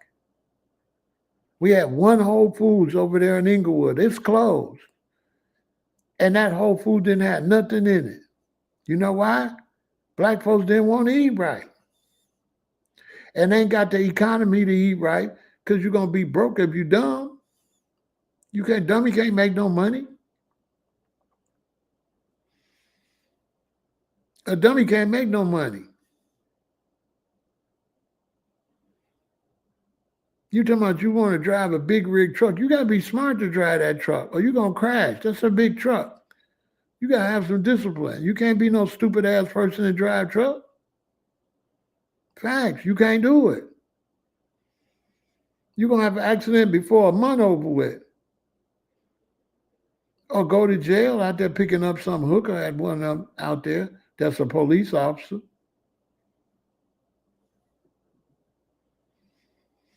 You going to go to jail or you going to crash the truck.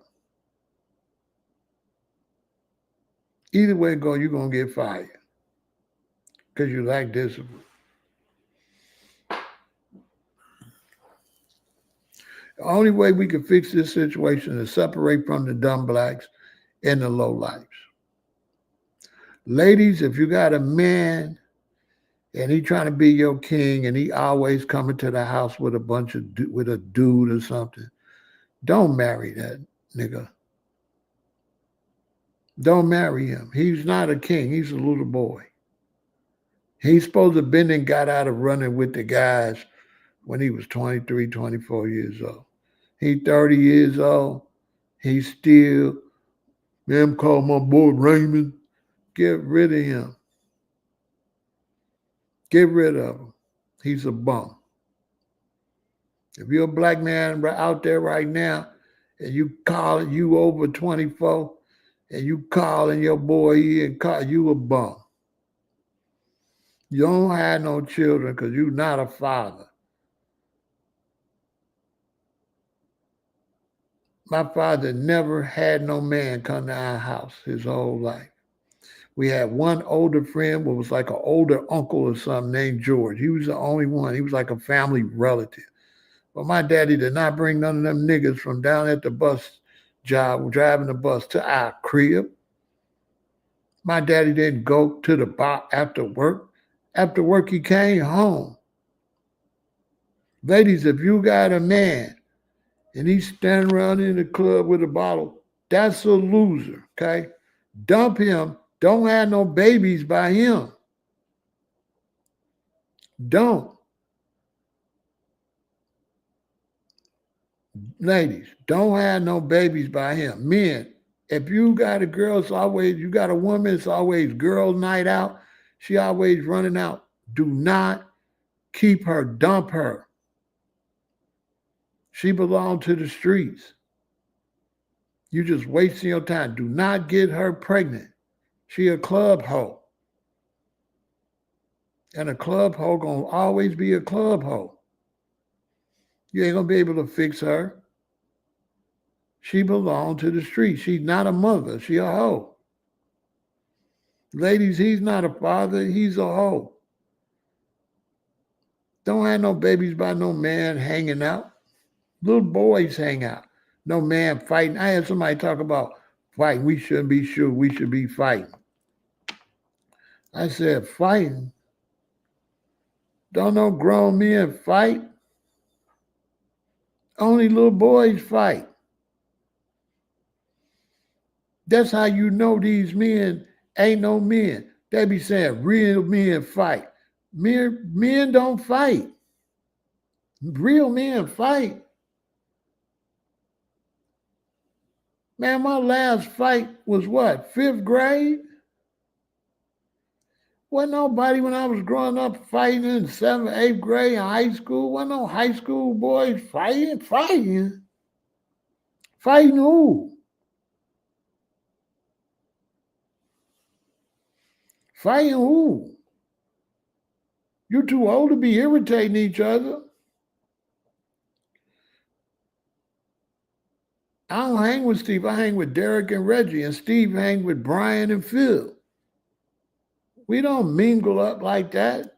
We don't be bumping it. I don't go around nobody. I really don't care for them like that. You ain't no enemy because I don't go around you to make you no enemy. You just hanging with them, I'm hanging with them. We ain't doing no clashing and all that. Grown men still fighting, all on social media, all on these programs fighting. I just seen a brother punch a brother, big old grown men punching and fighting. Who does that? Grown black men, well in their 30s, well in their 20s, 28, 29, 20, fighting.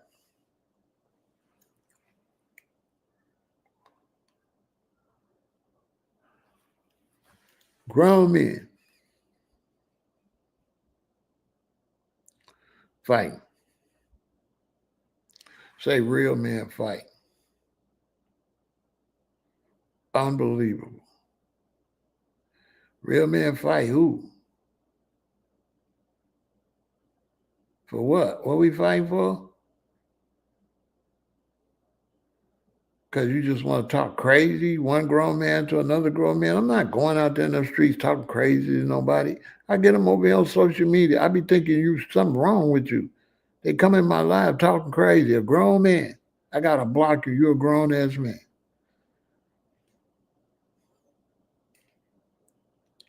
Talking about real men fight. Brother, listen, if you put your hands on me, man, listen. You read between the lines.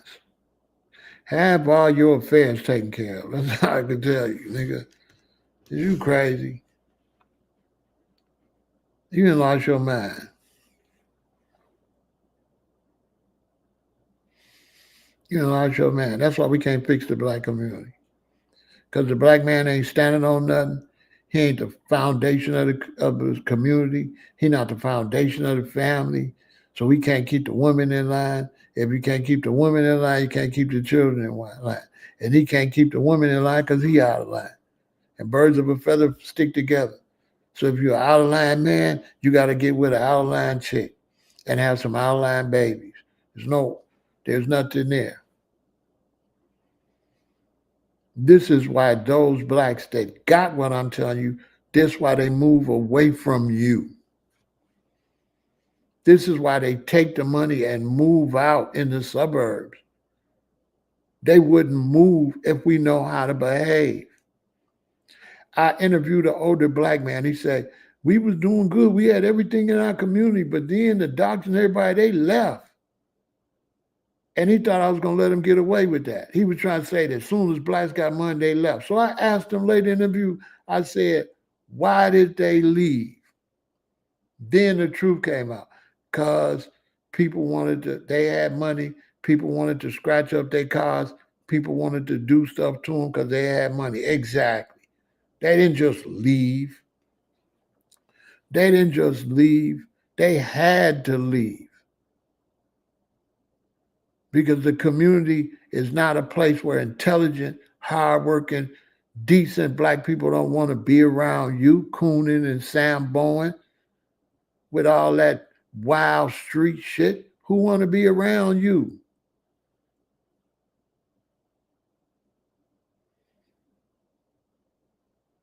Well, you turn in a residential area and got your music up loud. You don't know if the neighbors sleep or nothing. I can see you on the main streets where it's businesses. Fool, but when you turn up on a block where people live, turn that shit down. Somebody got to tell you that. How you going to raise children? When daddy driving down a residential street at 12:30, 1 o'clock at night with his music as loud as he can get it. He don't know if people got to go to work or nothing. A big ass, stupid ass little boy.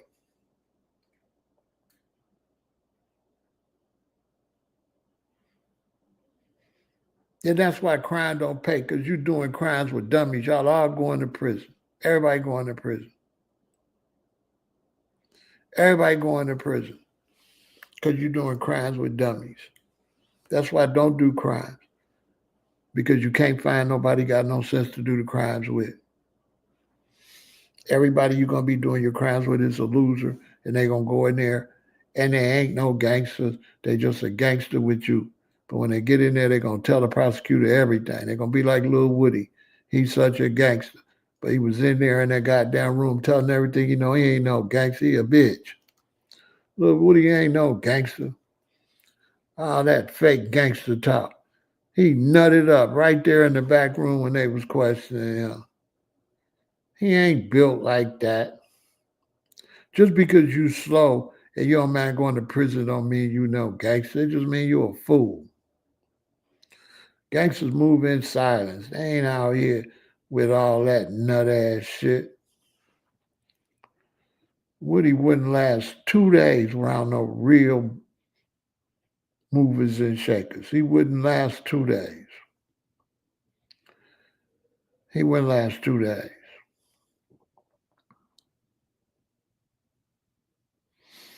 You understand? Don't do crimes or nothing like that. But if you want to know how to fix the black community, go back and watch this from the top. This is what we're going to have to do to fix the black community. It's going to start with good parenting. It's going to start with a good education. And you can do it no matter how bad your life was. Because let's take my parents and great grandparents. They didn't have no education. They was under Jim Crow. When my daddy was growing up, he couldn't go to school because anytime the crops was ready, daddy had to go help my granddaddy with the crops. So anytime the crops was ready, school was out. Okay. So they didn't have a lot of opportunity. But they fought with the civil rights and all that and overcame Jim Crow. And then they came to make us go further than where they go. So my generation was the first generation after the Great Depression that was able to go to the next level. They wanted us to be better than them. They wanted us to do things they couldn't do. They couldn't go to certain fine restaurants and shit like that. All that Black Wall Street shit, that shit's all bullshit. That's just one little ass area. The rest of America wasn't no damn Black Wall Street. Black Wall Street is a few blocks that do not represent life of Black Americans. Black Americans' life, they suffered. And Black Wall Street was before the Great Depression. After the Great Depression, America was broke.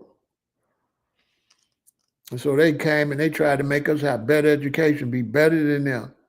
No more. My parents come up reading, writing, arithmetic. They get us. We got new math. We got science. We got biology. We got social studies. We got history. We got more classes, more in depth, more knowledge. We build up more knowledge, only to turn around now and boom, all these black boys dropping out of school. They can't speak. They can't talk. Why you think the young black man used all them initials on his social media? You know why he used all initials? He can't spell. When you look at the young black man typing on social media, they be in the chat over here. You know why they use all these abbreviations? They can't spell. They can't spell. Millions of young black people. We read the young black man in America, he read at a 4th or 5th grade level when he 18 years old. 18 years old, he read 4th grade level, 5th grade level. 18, 19, 20. Can't read. Seriously. Can't read. Can't spell. No comprehension skills.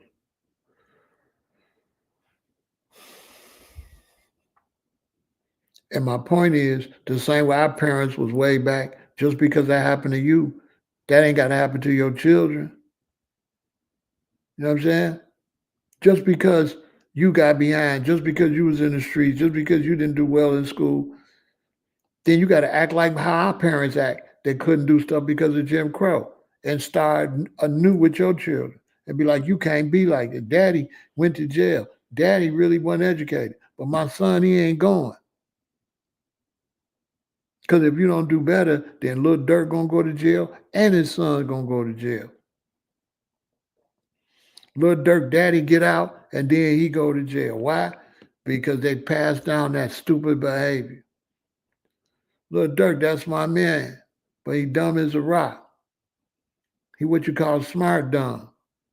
Bro, why is you rapping about all the crimes you did back on the record? Who in the hell gonna get on the record and confess all their crimes on the damn record? That's why on June 21st, I knocked your brains out. Killed your mother, stole her, had her lamed out. You just telling everything. I shot her with a 32 with 6 bullets, and one of them dropped in her purse. You know what I mean? Like, they going on that. They telling the whole thing. I seen you in that black 2024 Chevy when I let you have it, right through the right window, 2 shots, and you was slumped over. And your mama ran out screaming, why? Bro, you just said all that in the record? Telling the whole crime in the record. I said he put too much bleach on them dreads and it got in his brain. See? I knew he was lost when he had them yellow dreads on his head. I said, oh, he lost. I knew he was lost when he had them yellow dreads. When he dyed them dreads yellow. I said, boy, listen, what kind of gangster is you? I chase him out the street butt naked. Bro, you got yellow dreads. You'll never punk me with no yellow dreads. You know what I'm saying? Little nigga, I'll do you dirty. You know what I'm saying? That's y'all gangsters, all of them white. That's my man, he from Chicago, but still, I gotta tell the truth. All the little young gangsters, they all pussy. They ain't nothing. That's why they got switches on them guns and stuff. They shoot everybody but the person they want to kill. They shot a dog, they shot a granny, they shot a 9-year-old, 14-year-old. But Big Reggie Reg, he only got grazed in the arm. They come out. Have a gun with a little barrel on it, put a switch on it. And anybody tell you you're not going to be able to control the gun, fool. What? You can barely control a calico when you wind it up. How you going to control a pistol with a switch on? Dude got hit 2 times. They go out there, they pick up 78 bullets. 50 bullets on the street. That's what's going on in Chicago. 50 shells on the street. Dude got hit once, says grazed in the arm. It's 50. Crazy. We got to do better. You know what I'm saying? Y'all generation can turn it around. Stop playing with your children. They got to go to school. They got to come directly home after school and do their homework. When they go outside, who they outside with? If they ain't outside with no smart kids and they out there with future hoes and dummies, make them come in the house. Period. Make them come in the house. They got to do their work and they got to get somewhere. Don't let no dummies come to your house. I don't care if it's cousins or whatever. If they losers, don't associate with no losers. I don't care if it's a cousin. I know people that OD'd because they got something from their cousin and almost died. Cousin schmuzzin. You know how many brothers went to jail with their cousin, their family, their cousin? You have to protect your children. And you have to be a good wife and a good husband. And raise your children and make sure your children do their homework and make sure they do well in school. That's all they need to concentrate on. You have to let them know. No, you do well in school so you can grow up and take care of yourself. You're not going to be around here playing around and I got to take care of you for the rest of your life. You're going to go up to that school and you're going to get some good grades. Period. Or you ain't getting nothing for Christmas, your birthday, or nothing. So your son got F's and D's and you bought him something for his birthday? Really? Your son is a loser. Period. And dumb boys, this is what happens. Everybody go to school. Jeffrey and Reggie, they play around in school. So when everybody take their test, they get good grades. Jeffrey and Reggie, they fail. They failing in class. So now they got low self-esteem because in class, Karen get good grades, Richard getting good grades, and all that. These two is failing. So now these two black boys are failing. They can't get no sense of pride in school. So they got to get their sense of pride outside in the streets. So they going to get A's in the streets. This is how this happens. This all comes from failing in school. Makes them want to be somebody, but they can't be nobody in school because they dumbasses because you ain't make them study. So now they're going to be somebody on the streets. And when I was coming up and I was young, you know what I'm saying? I always tangle with dummies. You know what I'm saying? Because I had a saying, listen, just because you stupid and broke, don't mean you won't get your ass whooped. Stop playing with me. Dumb don't mean shit, man. Dumb don't mean you could fight or none of that. Stop, leave me alone. And so when they don't do good in school, they got to go out somewhere else. Your daughter don't do good in school, she gonna have to be the top hoe. She gonna be the best slut though.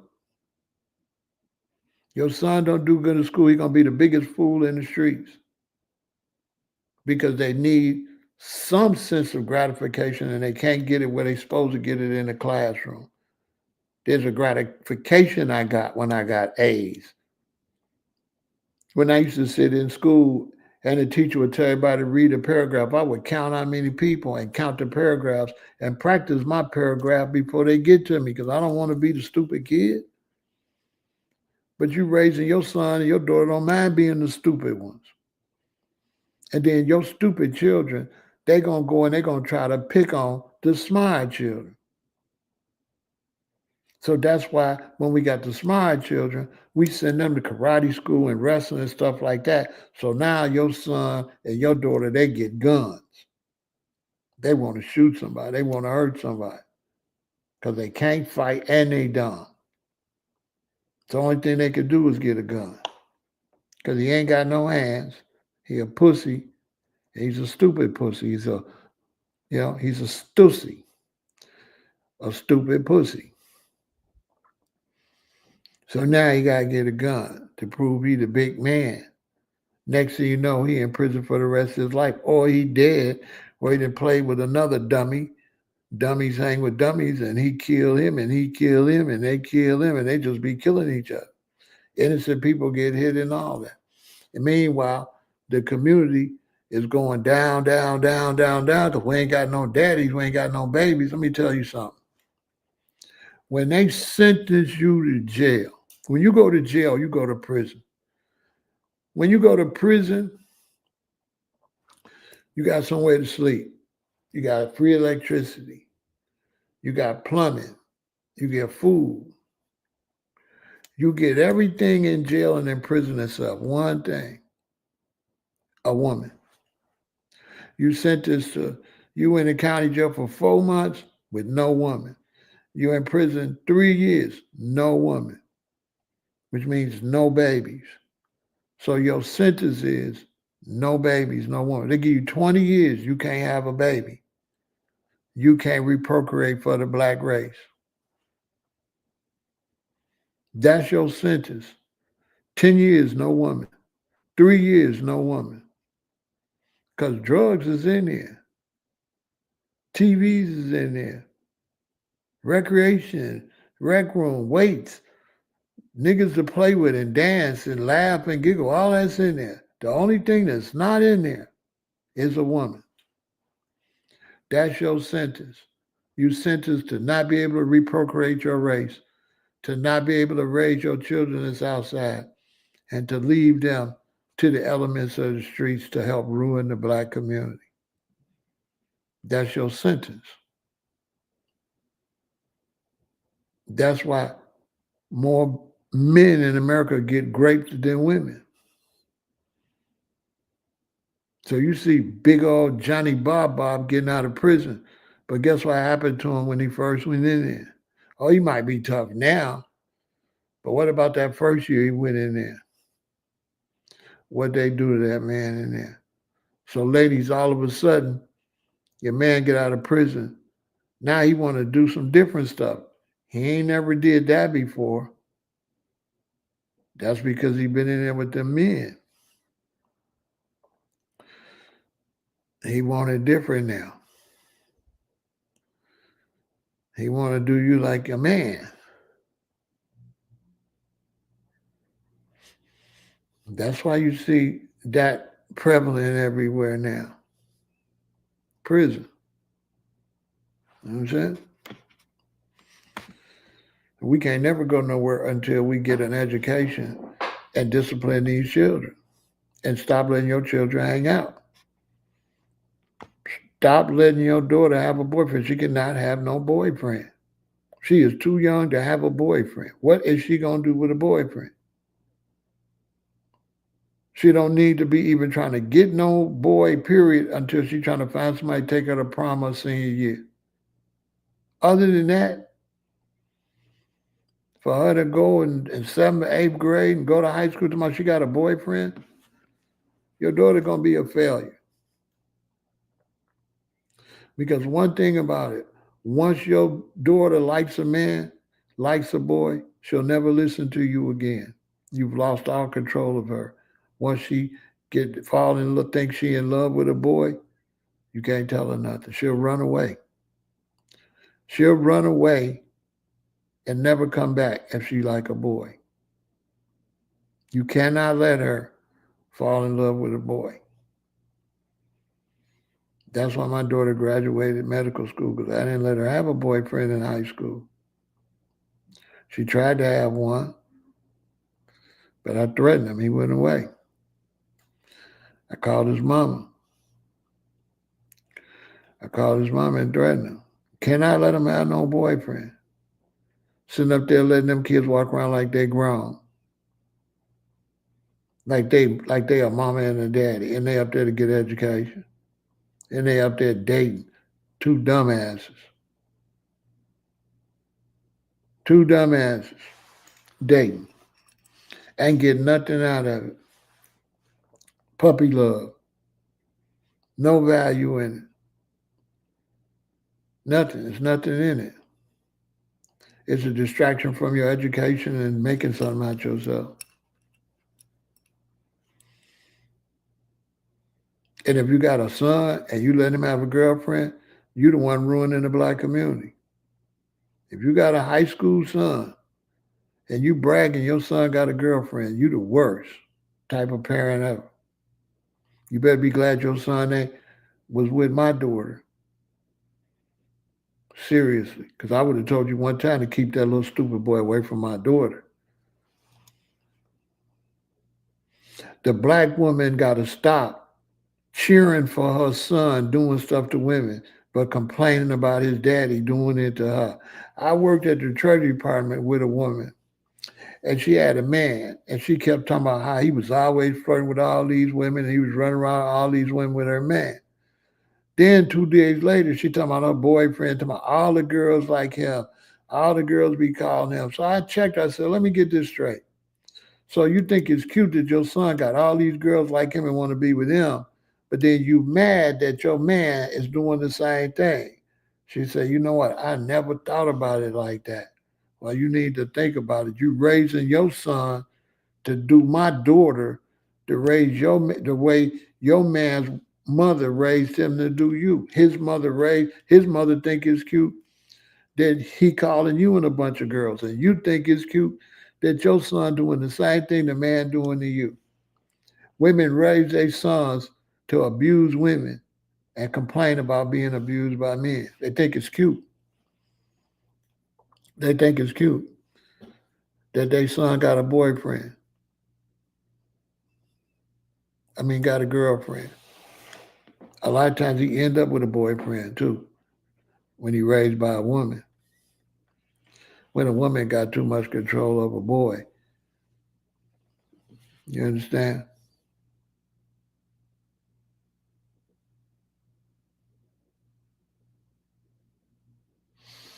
You know what I'm saying? A single parent could be a good parent. You just got to be a parent. It's not the fact it's a single parent or two parents. It's the fact you friends. I ain't never been no friends with none of my children. My children grown. We not friends. We'll never be friends. I'm not friends with my children, period. We ain't gonna never be friends. Ever. Never. I ain't never been no friends with my children. We not friends. We ain't gonna never be friends. You ain't even my type. I would never hang out with them. They too young. So I would never hang out with my children. You will never be my friend. And I don't even hang out with my friends. I ain't had friends since high school. I don't got no goddamn friends. I'm a grown ass man. What the fuck I'm gonna do with some friends? When you get this age, your friends, you don't never see them unless you really, really need them. And you call them, they're gonna be there. But you ain't running around with no damn friend. I ain't no children's friend. I'm your father. And you're gonna always treat me like a father. Period. We ain't gonna never be, we not buddy buddy. We ain't gonna never be buddy buddy. That ain't gonna never happen. My job is to raise you and you to get on out there and do what you're doing. Period. When I was growing, I wasn't sitting up under my mom and daddy no more. I go check on them when I check my mail, but I wasn't up under my mom and my daddy like that. Big old grown man talking about daddy. Up under your goddamn daddy. And daddy wants you up under. Daddy LGBTQ always strutting around with his son. This my son, this my son. What? If you try to teach him to go in business, family business, then that makes some sense. But he ain't your friend. That's a business partner. I can see that. But all that, your son grown and the daddy grown and y'all dressing alike and all that, pause. Take y'all panties off. What is this here? Well, you ain't gonna never see me and my son dressing alike going nowhere. What? He gonna put on what he gonna put on what I put on. Dress like my son. What? That's these new metrosexual men.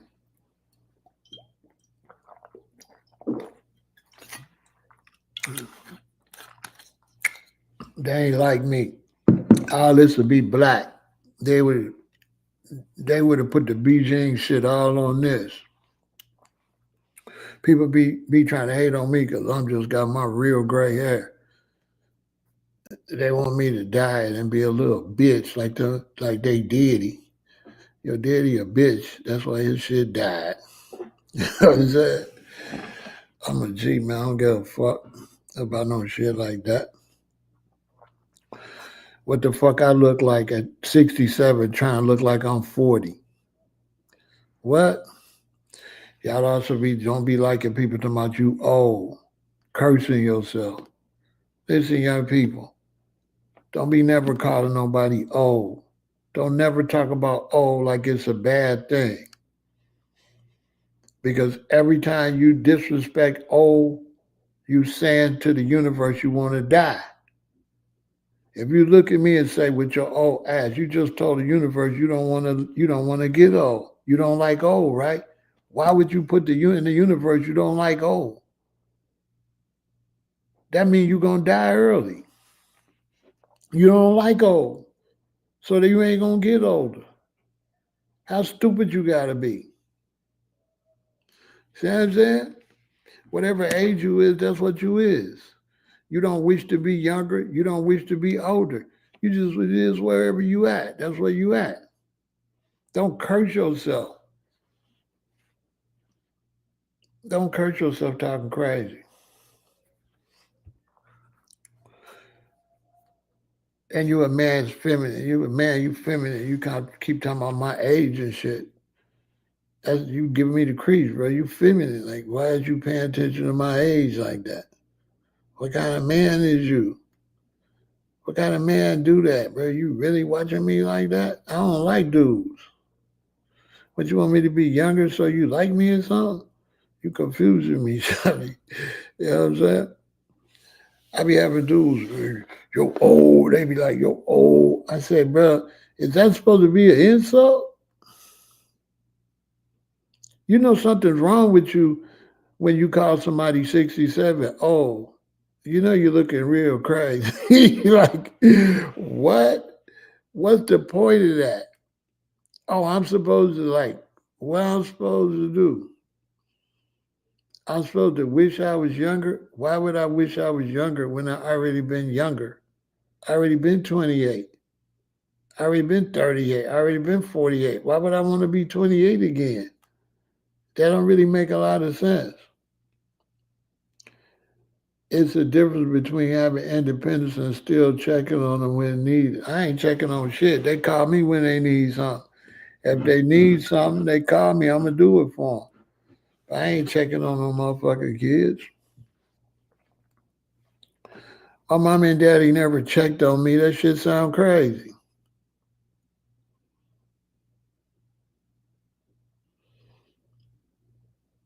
I never checked on my mom and daddy. Me and my sister got older. We moved out. Mama and daddy is with each other. It's daddy and mommy. If something happened to daddy, mommy will call me. If something happened to mommy, daddy will call me. Why do I got to check on them? They a couple. It was mommy and daddy before they had us. It's mommy, daddy, then they have us, then we grew up, and it's still mommy and daddy. Why I got to go check on my daddy when he there with my mama? Why I got to go check on my mama? She there with my daddy. When my mother passed away, that's when I went and checked on my daddy because he didn't have my mama. But in a real natural relationship, who gonna be checking on mama and daddy? They straight. What's wrong with them? Like, somebody make some sense. What's wrong with mama and daddy that your phone ain't rang? That's weirdo shit to me. I got children. I ain't got time to check on mama and dad. As a matter of fact, I drop the kids off to go with grandma and grandpa. My kids will see them more than I see them. But I ain't trying to run behind mommy and daddy. What? You can't be a daddy and a son. And you cannot be a mother and a daughter. You cannot do it.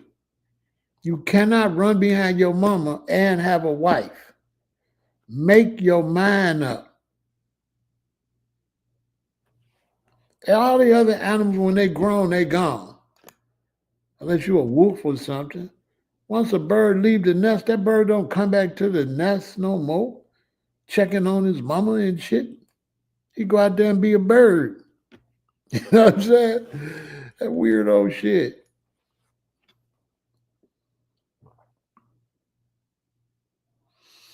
I don't know. Your parents had some kind of problem then. I don't know what's wrong with them. They was in Africa. That's probably why I was checking on you. I can understand if they in Africa and you here, yeah, they probably you way in Africa. That probably would make some sense. If my parents was way in Africa, I probably would call them.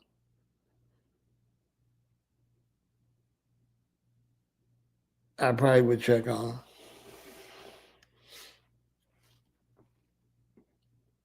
But I wouldn't be worried about him. Why would I be worried about daddy when he with mommy? And why would I be worried about mommy when she with daddy? I don't know. It don't make no sense. Oh, they was here? Okay. All right. Well, I don't know. That was weird. Nut shit.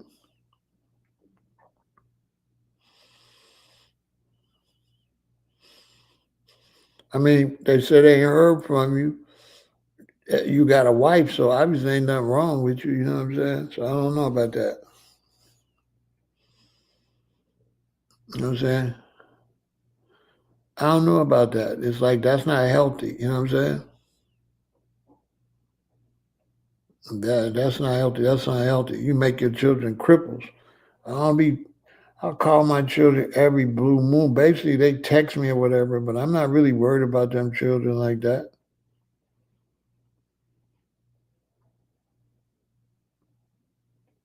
Only one be wanting to hear from is the mother. The mother be wanting to hear from because the mother have an empty nest syndrome. So the mother the one always want to hear from you because you always her baby. That makes sense. That makes sense for my mama to want to hear from me. But my daddy, Randolph don't give a fuck if he don't never hear from you.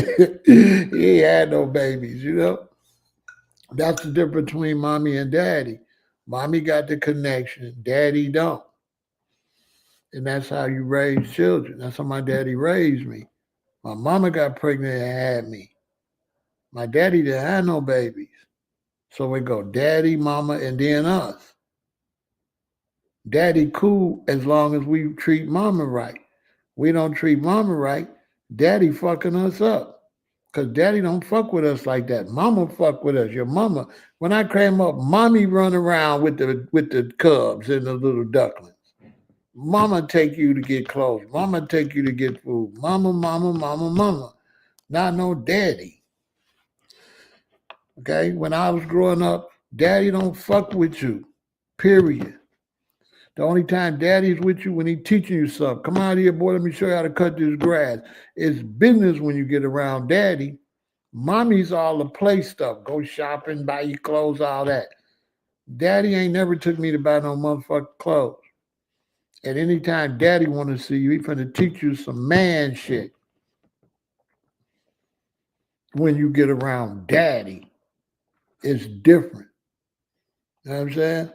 Daddy finna teach you some shit. Daddy don't play like that.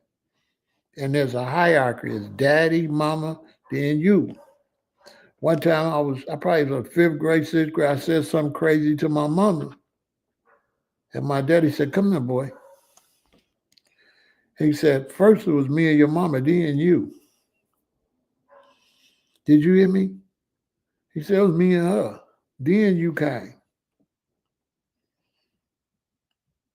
Now I can have some more babies. Don't you ever talk to your mother. Don't you talk to my wife. That's my wife, he said. He didn't say it's your mother. He didn't say don't talk to your mother like that. My daddy said don't talk to my wife like that. That's my wife. That's how he talked to me. He was teaching me. I was like, oh yeah, that's right. That's your wife. It made a lot of sense to me. I understood what he was saying. He was like, you got this fucked up, Junior. That's my wife. D&U, that's my wife.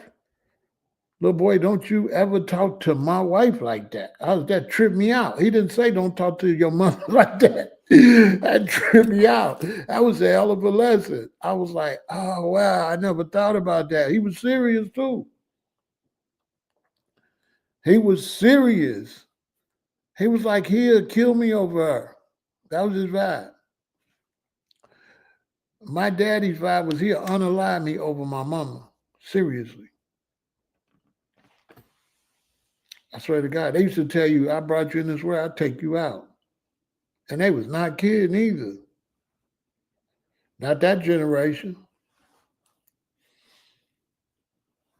So I never really talked back to them. I never talked back to my daddy and my mama like this new generation. They didn't play that shit. Especially daddy. Daddy don't spank. Daddy never spanked us enough. I think my daddy gave me a whooping maybe once or twice. It hit different when daddy gets you. You know, if he gets you, you getting fucked up. So you trying to avoid that. You know what I'm saying? But they didn't raise me to be no invalid and no cripple. I ain't raised my children like that either. I don't want my son to be no cripple, calling me daddy, daddy, daddy. I ain't really with that. If he needs something, he call me, I give it to him. You know what I'm saying? But as far as just being up under me, I ain't really raised none of my children to be up under me. Them invalids. I raised them to go out there in the world and do something.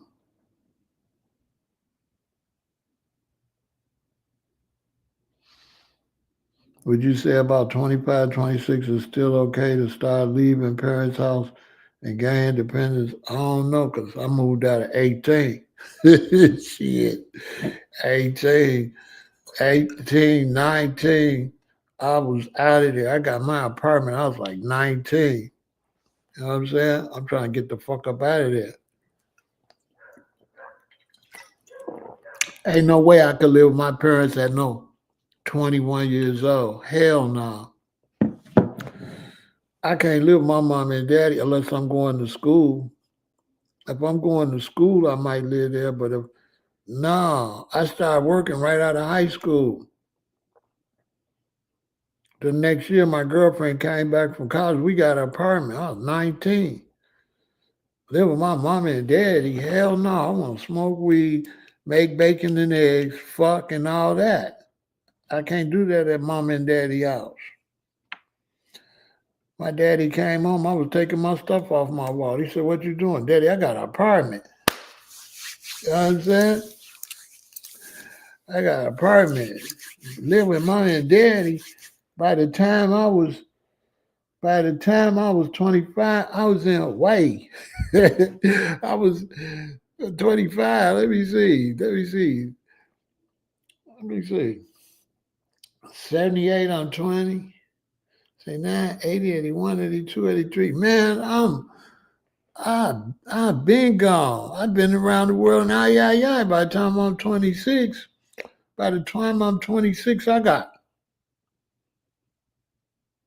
I got 3 kids already. Any boy that lived with his mom and them till he's 25, 26, he's a retard. He's slow. He's slow as hell. That's slow. All these grandparents and shit we got, they started having babies when they were 16, 17 years old. Grandma got pregnant, she was 13, 14.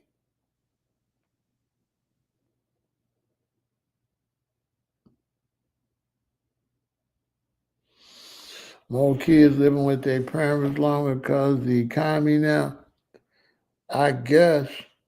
But then you got to think of kids living with their parents, he's 25 and he's a kid. That ain't good for no 25-year-old man to be a kid, considered a kid. My kids, they never don't be no kids in my eyesight. You know, they adults. Once they graduate high school, I look at them as adults. The only way they can expand their childhood, they got to go to college. With me, the only way you get an extension on your childhood is if you're in college. But if you graduate out of high school and you start working shit, you grown. The only way I'm going to still treat you like a child is if you go to college. Daddy gonna still support you and I'm gonna extend your childhood if you go to college. Cool. And then when you get out of college, now you're an adult. You know what I'm saying? If you sacrifice and went to college, I'll still help you out while you're making that transition. But if you're young, you know what I'm saying? See, I got sons, they fucking and shit. You know, my son had PJ. I mean, my granddaughter, she was conceived prom night. So my son was out there doing like his daddy. He was knocking things back. You know what I'm saying? I don't like, like my father never really crippled me, never really treated me like no little boy. My daddy Randolph, he was real aggressive with you being very mature. Mama tried to keep you, but my daddy wasn't on none of that. My daddy was on some grow up quick. You know what I'm saying? So like I was in the 5th grade, my daddy had me listen, when I was a little boy, like in the 4th grade and shit like that, and we leave, my daddy would put me in his lap and drive the car. You know what I'm saying? By the time I was 14 years old, I was driving a brand new Cadillac. I didn't have no permit, no license, or nothing. When I was 14 years old, my daddy would say, "Go up there to the Chinese restaurant, get us some food. What you want, Bessie? What you want, Shadra?" And tell me to order, and I would get in my daddy Cadillac and drive and get Chinese food and bring it back. I was 14. I didn't even have a permit. And back in those days, on your 16th birthday, they take you to the DMV, you get your license. That's your birthday, one of your birthday gifts. On your birthday, if it's during the week, you get your license at 16 with my daddy. I remember being like 15 and we go to church, and after church, my dad be like, "Michael, you drive home." And my mom like, "Oh Lord, Betsy, that boy can't drive this car." My dad like, "Yes, he can. He can drive it." And he put my mom in the back and he sit over there and he put me, okay, now start it up. Now don't put your foot on nothing. Wait. Now put your foot on the brake first and put it in gear. And I be driving. I ain't number 15 years old. I'm driving the Cadillac and you know what I'm saying? 14 years old, 15, 14, 15. I'm driving home already. I'm like 13. I'm like 14. Cause I was only in like the seventh grade or some shit. And I'm driving home, and then I turn, and you got to learn how to turn. You be say, turn it, boy, turn it, turn it, turn it. You know what I'm saying? And he'd be right there where he could put his foot on the brake. He had one foot over on my side. He sit in the middle. And then when I turn it, then he be hollering at me, turn it, boy, you got to turn it faster than that. Then when I turn it straight out, I go, okay, you got it, that's good, you got it. He was an instructor to teach people how to drive the bus. But like he said, my daddy was driving tractor. My daddy come up in Alabama. So my daddy and my uncles and them, they had to drive that tractor at 12, 13 years old. Down there, ain't no you can't do it, survival. But my parents come up in Alabama right after the Great Depression. My mother and father was born during the Great Depression, and they come up where ain't none of that little boy shit in Alabama. Ain't none of that. You a man at like 12 years old down there. They don't do little boy stuff.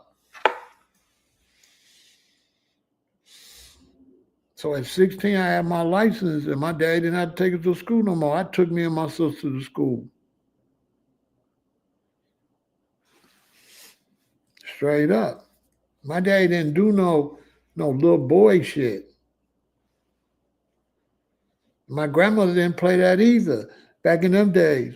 When I was a little boy, like third grade, stuff like that, and you say, oh, he cute. My grandma would say, he ain't cute, he handsome. Monkeys is cute. Stop calling that boy cute. He ain't no cutie handsome. They was serious about you a girl and you a boy. They wasn't doing all this weirdo stuff y'all doing now. And you had to do boy stuff and you had to grow up. You could not be slow. My daddy didn't do slow. No slow. So that's probably why I was in Hawaii early like that, because he taught me to be strong and be independent and be a man early. Not be no damn invalid. By the time I was 15, 14, 15 years old, my dad didn't have to go no more food runs. I did them all. And they could tell me the order, and I would go get the order and always get it right. I remember one time we went somewhere, I went to get some food, and they would always send me in there to get it. He was training me. And I went and got the food, and I came back, and I had the food and the money in my hand. I got in the car, and he cussed me out. He said, boy, don't you ever come out nowhere with your money in your hand. Somebody come up and snatch your money. When you get your money, you count your money in there and you fold up and you put it in your pocket. Don't you walk out there with your money in your hand. What's wrong with you? And from that day on, I never walked out of place with my money in my hand. They put demands on you to make sure. You know what I'm saying? And then I was the oldest. So if I'm 10, my sister 9. If I'm 11, my sister 10. So I was also responsible for her to make sure nobody touch her. Because my mother was like, listen, if one of y'all come on with a black eye, both of y'all better come on with a black eye, or the other person better have a black eye. So my whole life, I had to protect my sister. Don't even look at her crazy. So I really wasn't having no beefs like that, but I was standing on my sister grade, the little boys in my sister grade. And I did that my sister whole life. She married now. She got a good husband, so I don't got to do that. But I was security for my sister her whole childhood, even through college. When she transferred from Luther South and went to Percy L. Julian, I went up to Julian.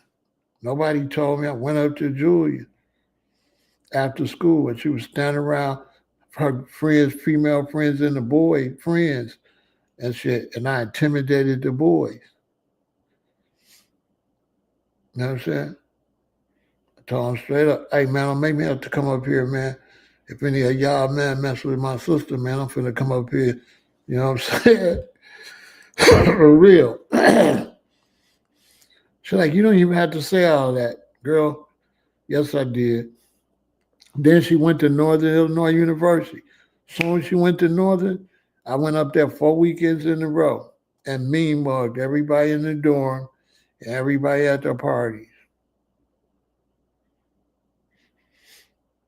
and told them, that's my sister. Don't make me have to come back up to the school. I took the little guys with me. Me and three of the guys went up there. I said, go to the school. I want to intimidate people. My sister going to a new school. She was in college. I went up to the homecoming and went to the party and intimidated all the white dudes and the black ones. Don't make me come back up here. You know what I'm saying? Don't touch this one. You know, we used to ride home from Luther South before I got my license. We had to ride from Kedzie to 87 House and then ride home. And so I would get on the bus and put her on the inside. And I sit on the outside and she sit up against the window. And you can get on this bus and look at her crazy if you want to. I don't care if you're a grown man or whatever. We finna get busy on here. So I protected her whole life.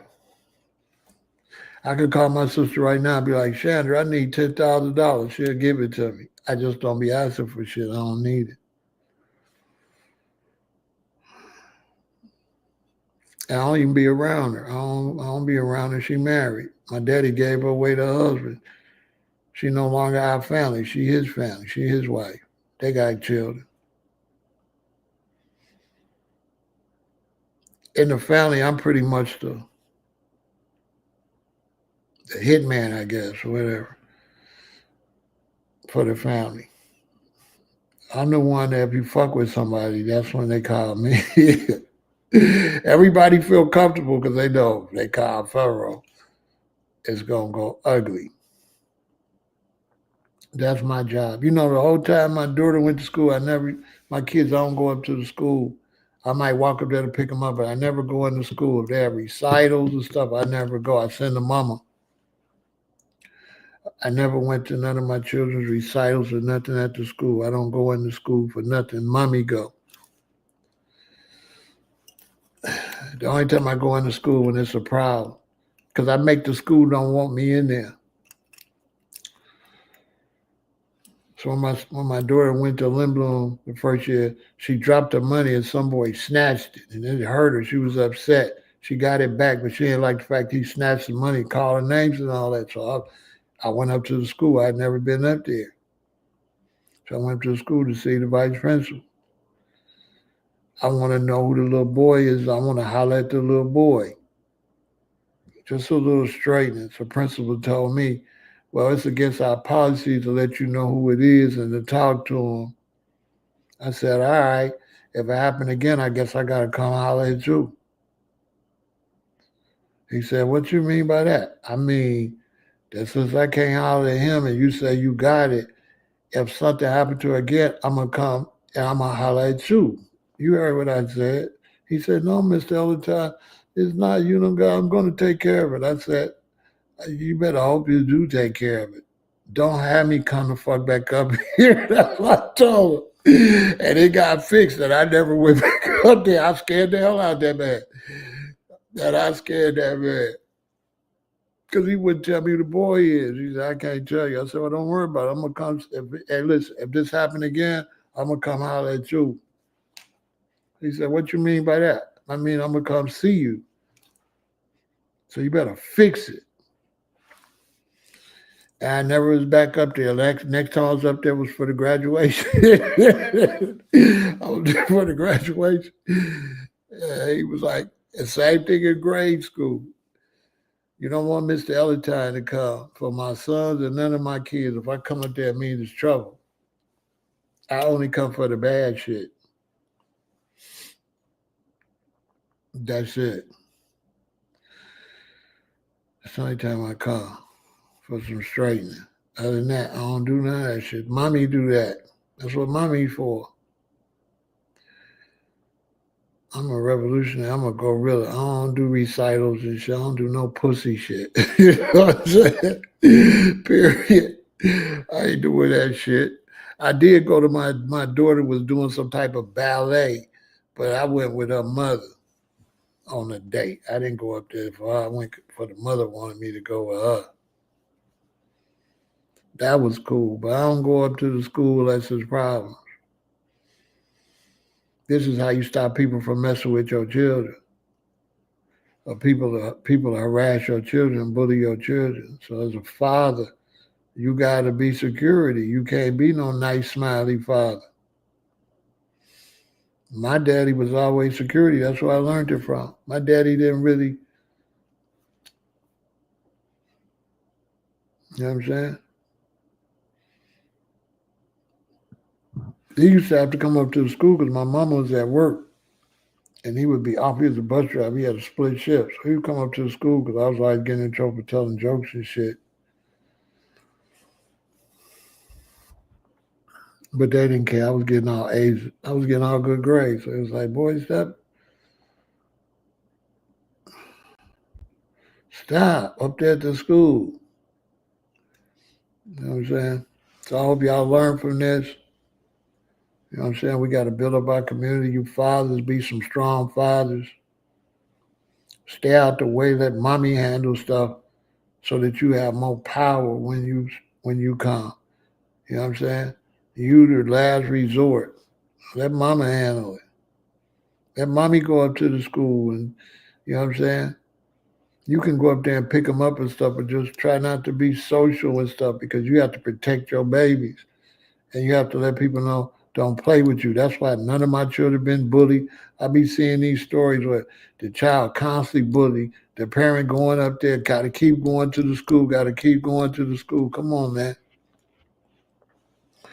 I had a little boy bullying my daughter. She told me he kept messing with her. So I went up to the school and he came out. I said, that's him. And I tried to run up on him to tell him something. And security told me, no, you leave him alone. And I cussed the little boy out and everything. And the security guy, man, give him a break. His daddy died or something. I said, shit. I can't say what I said to the little boy, but it was bogus. So the next day I felt kind of bad that I said that about his mama. You know what I'm saying? So I went up to the school. The little boy come out to school, and he on the other side of Monkey Brother. I said, come here, I just want to talk to you. I ain't going to do nothing to you. He was scared. This little boy was messing with my daughter. He was scared. So finally I talked to him. He said, man, I ain't going to do nothing. And he came. I think I gave him like $15. I said, listen, man, now you work for me. That's what I told the boy. I think he was in like the 5th grade. I said, now you work for me. You know that, right? He was like this. I said, I hear $15. Now what I want you to do, you protect her. You don't let nobody say nothing to her. He was so happy to get that money. He said, okay. I said, my man, right? You got it, right? All right. Anybody do something, you beat him up or whatever, right? Because he was the baddest boy at the school. So I paid him protection fee. I paid him $15 because my wife had told me that his mother be calling him out his name and he got a bad mother, be disrespecting the boy all in the store. So I knew his daddy had passed away. His mother was mean and raised him. So the boy had a bad situation. So I gave him $15. So after about 2 weeks, my daughter come home and said, Daddy, what did you do to so I forgot his name. I said, I ain't do nothing. He said, because for some reason he my best friend now. He said he won't let nobody say nothing to me. He try to fight any kid that look at me funny. If anybody try to tell a joke on me, he be threatening to beat him up. I said, he probably like you. I played it off. I didn't tell her I played it off. I didn't tell her. First I threatened her, then I paid her. Because you gotta protect your children, you know what I'm saying? At all costs. That's a problem in the black community too. We can't let the bad children take over. They got to be straightened out. They got to be straightened out because all they're doing is putting our young boys in these penitentiaries and these prisons and just sending them back out here to be a problem and a menace to the community. The black man got to unite and fix his community and turn his life around. That's what he got to do. It ain't going to do no good to blame the music. You can blame the music till you turn blue in the face. What you going to do about it? Getting on the internet, talking about the music, when the people making the music ain't on the internet is ridiculous. The young brothers that's making the drill music, they not on here. So what you telling me that they the problem for? Go outside and tell them. I bet they beat your ass. I bet you that. So don't be telling me no fake stuff about the shorties and them. You want the music to change the environment. Start changing the ones you can change. Start protecting the good ones from the bad ones. And slowly all that stuff will turn around. You know what I'm saying? And take your ass outside like I be outside. When I was in Harvey, Illinois, when I was in O-Block, I stayed talking to the little BDs and the Blackstones and the brothers like that. I stayed giving them game, try to get them to turn their life around. You got to go outside and talk to them, right? You got to, rappers rap about what they see. So if the young dudes in the hood and all they see is violence and stuff all the time, that's what they're going to rap about. So it's our responsibility. We got to have them see something else. If they get to see something else, another side of life, they'll rap about it. They only rap about what they see. Go to a school in Chicago. Go to a fifth grade and say, how many of y'all heard shooting? They gonna all put their hands up. How many of y'all seen somebody shot? A lot of you gonna put their hands up. You say, how many of y'all seen somebody dead? You'd be surprised how many young black kids gonna put their hand up. These kids be saying trauma, man, and shit. How they gonna rap? How they gonna rap something positive? You know what I'm saying? I don't believe in positive rap. Positive rap is fake. I'm finna rap. It's not finna be positive. It's gonna be some positive, but that ain't no real rap if I don't rap on no negative shit. That's fake rap. Rap music is supposed to reflect what's really going on, not no make believe shit. There ain't no way I'm gonna be able to rap and it be no real rap and I'm rapping a bunch of positive bullshit. That ain't real. That's make believe. That's why nobody listens to it.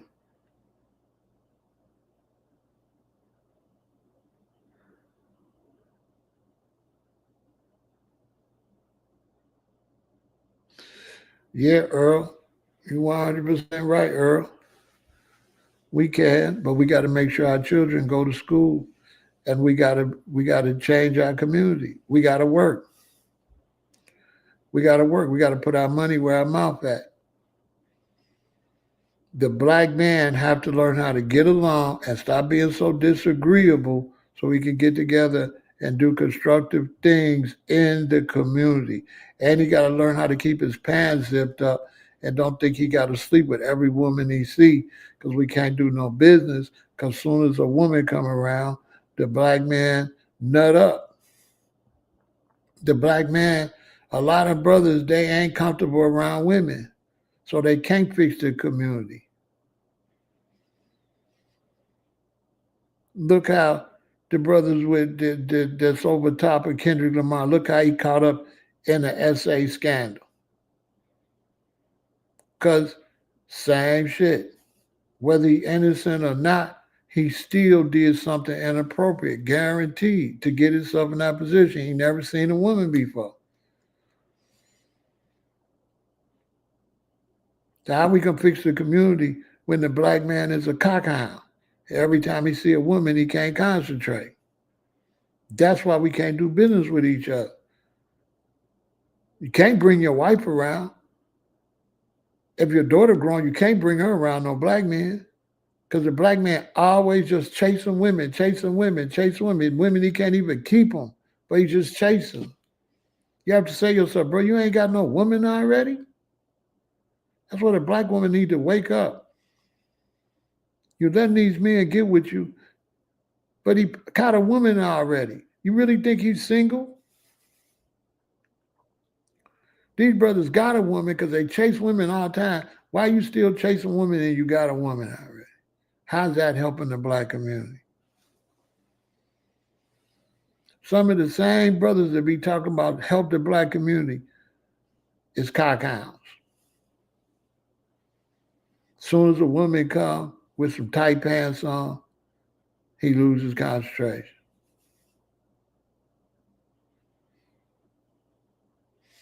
And these women put on these clothes and they look better than they really look in the clothes. And after you take the clothes off and they get used to her, then they throw her to the garbage. And she might be pregnant or whatever. He ain't going to be no good father.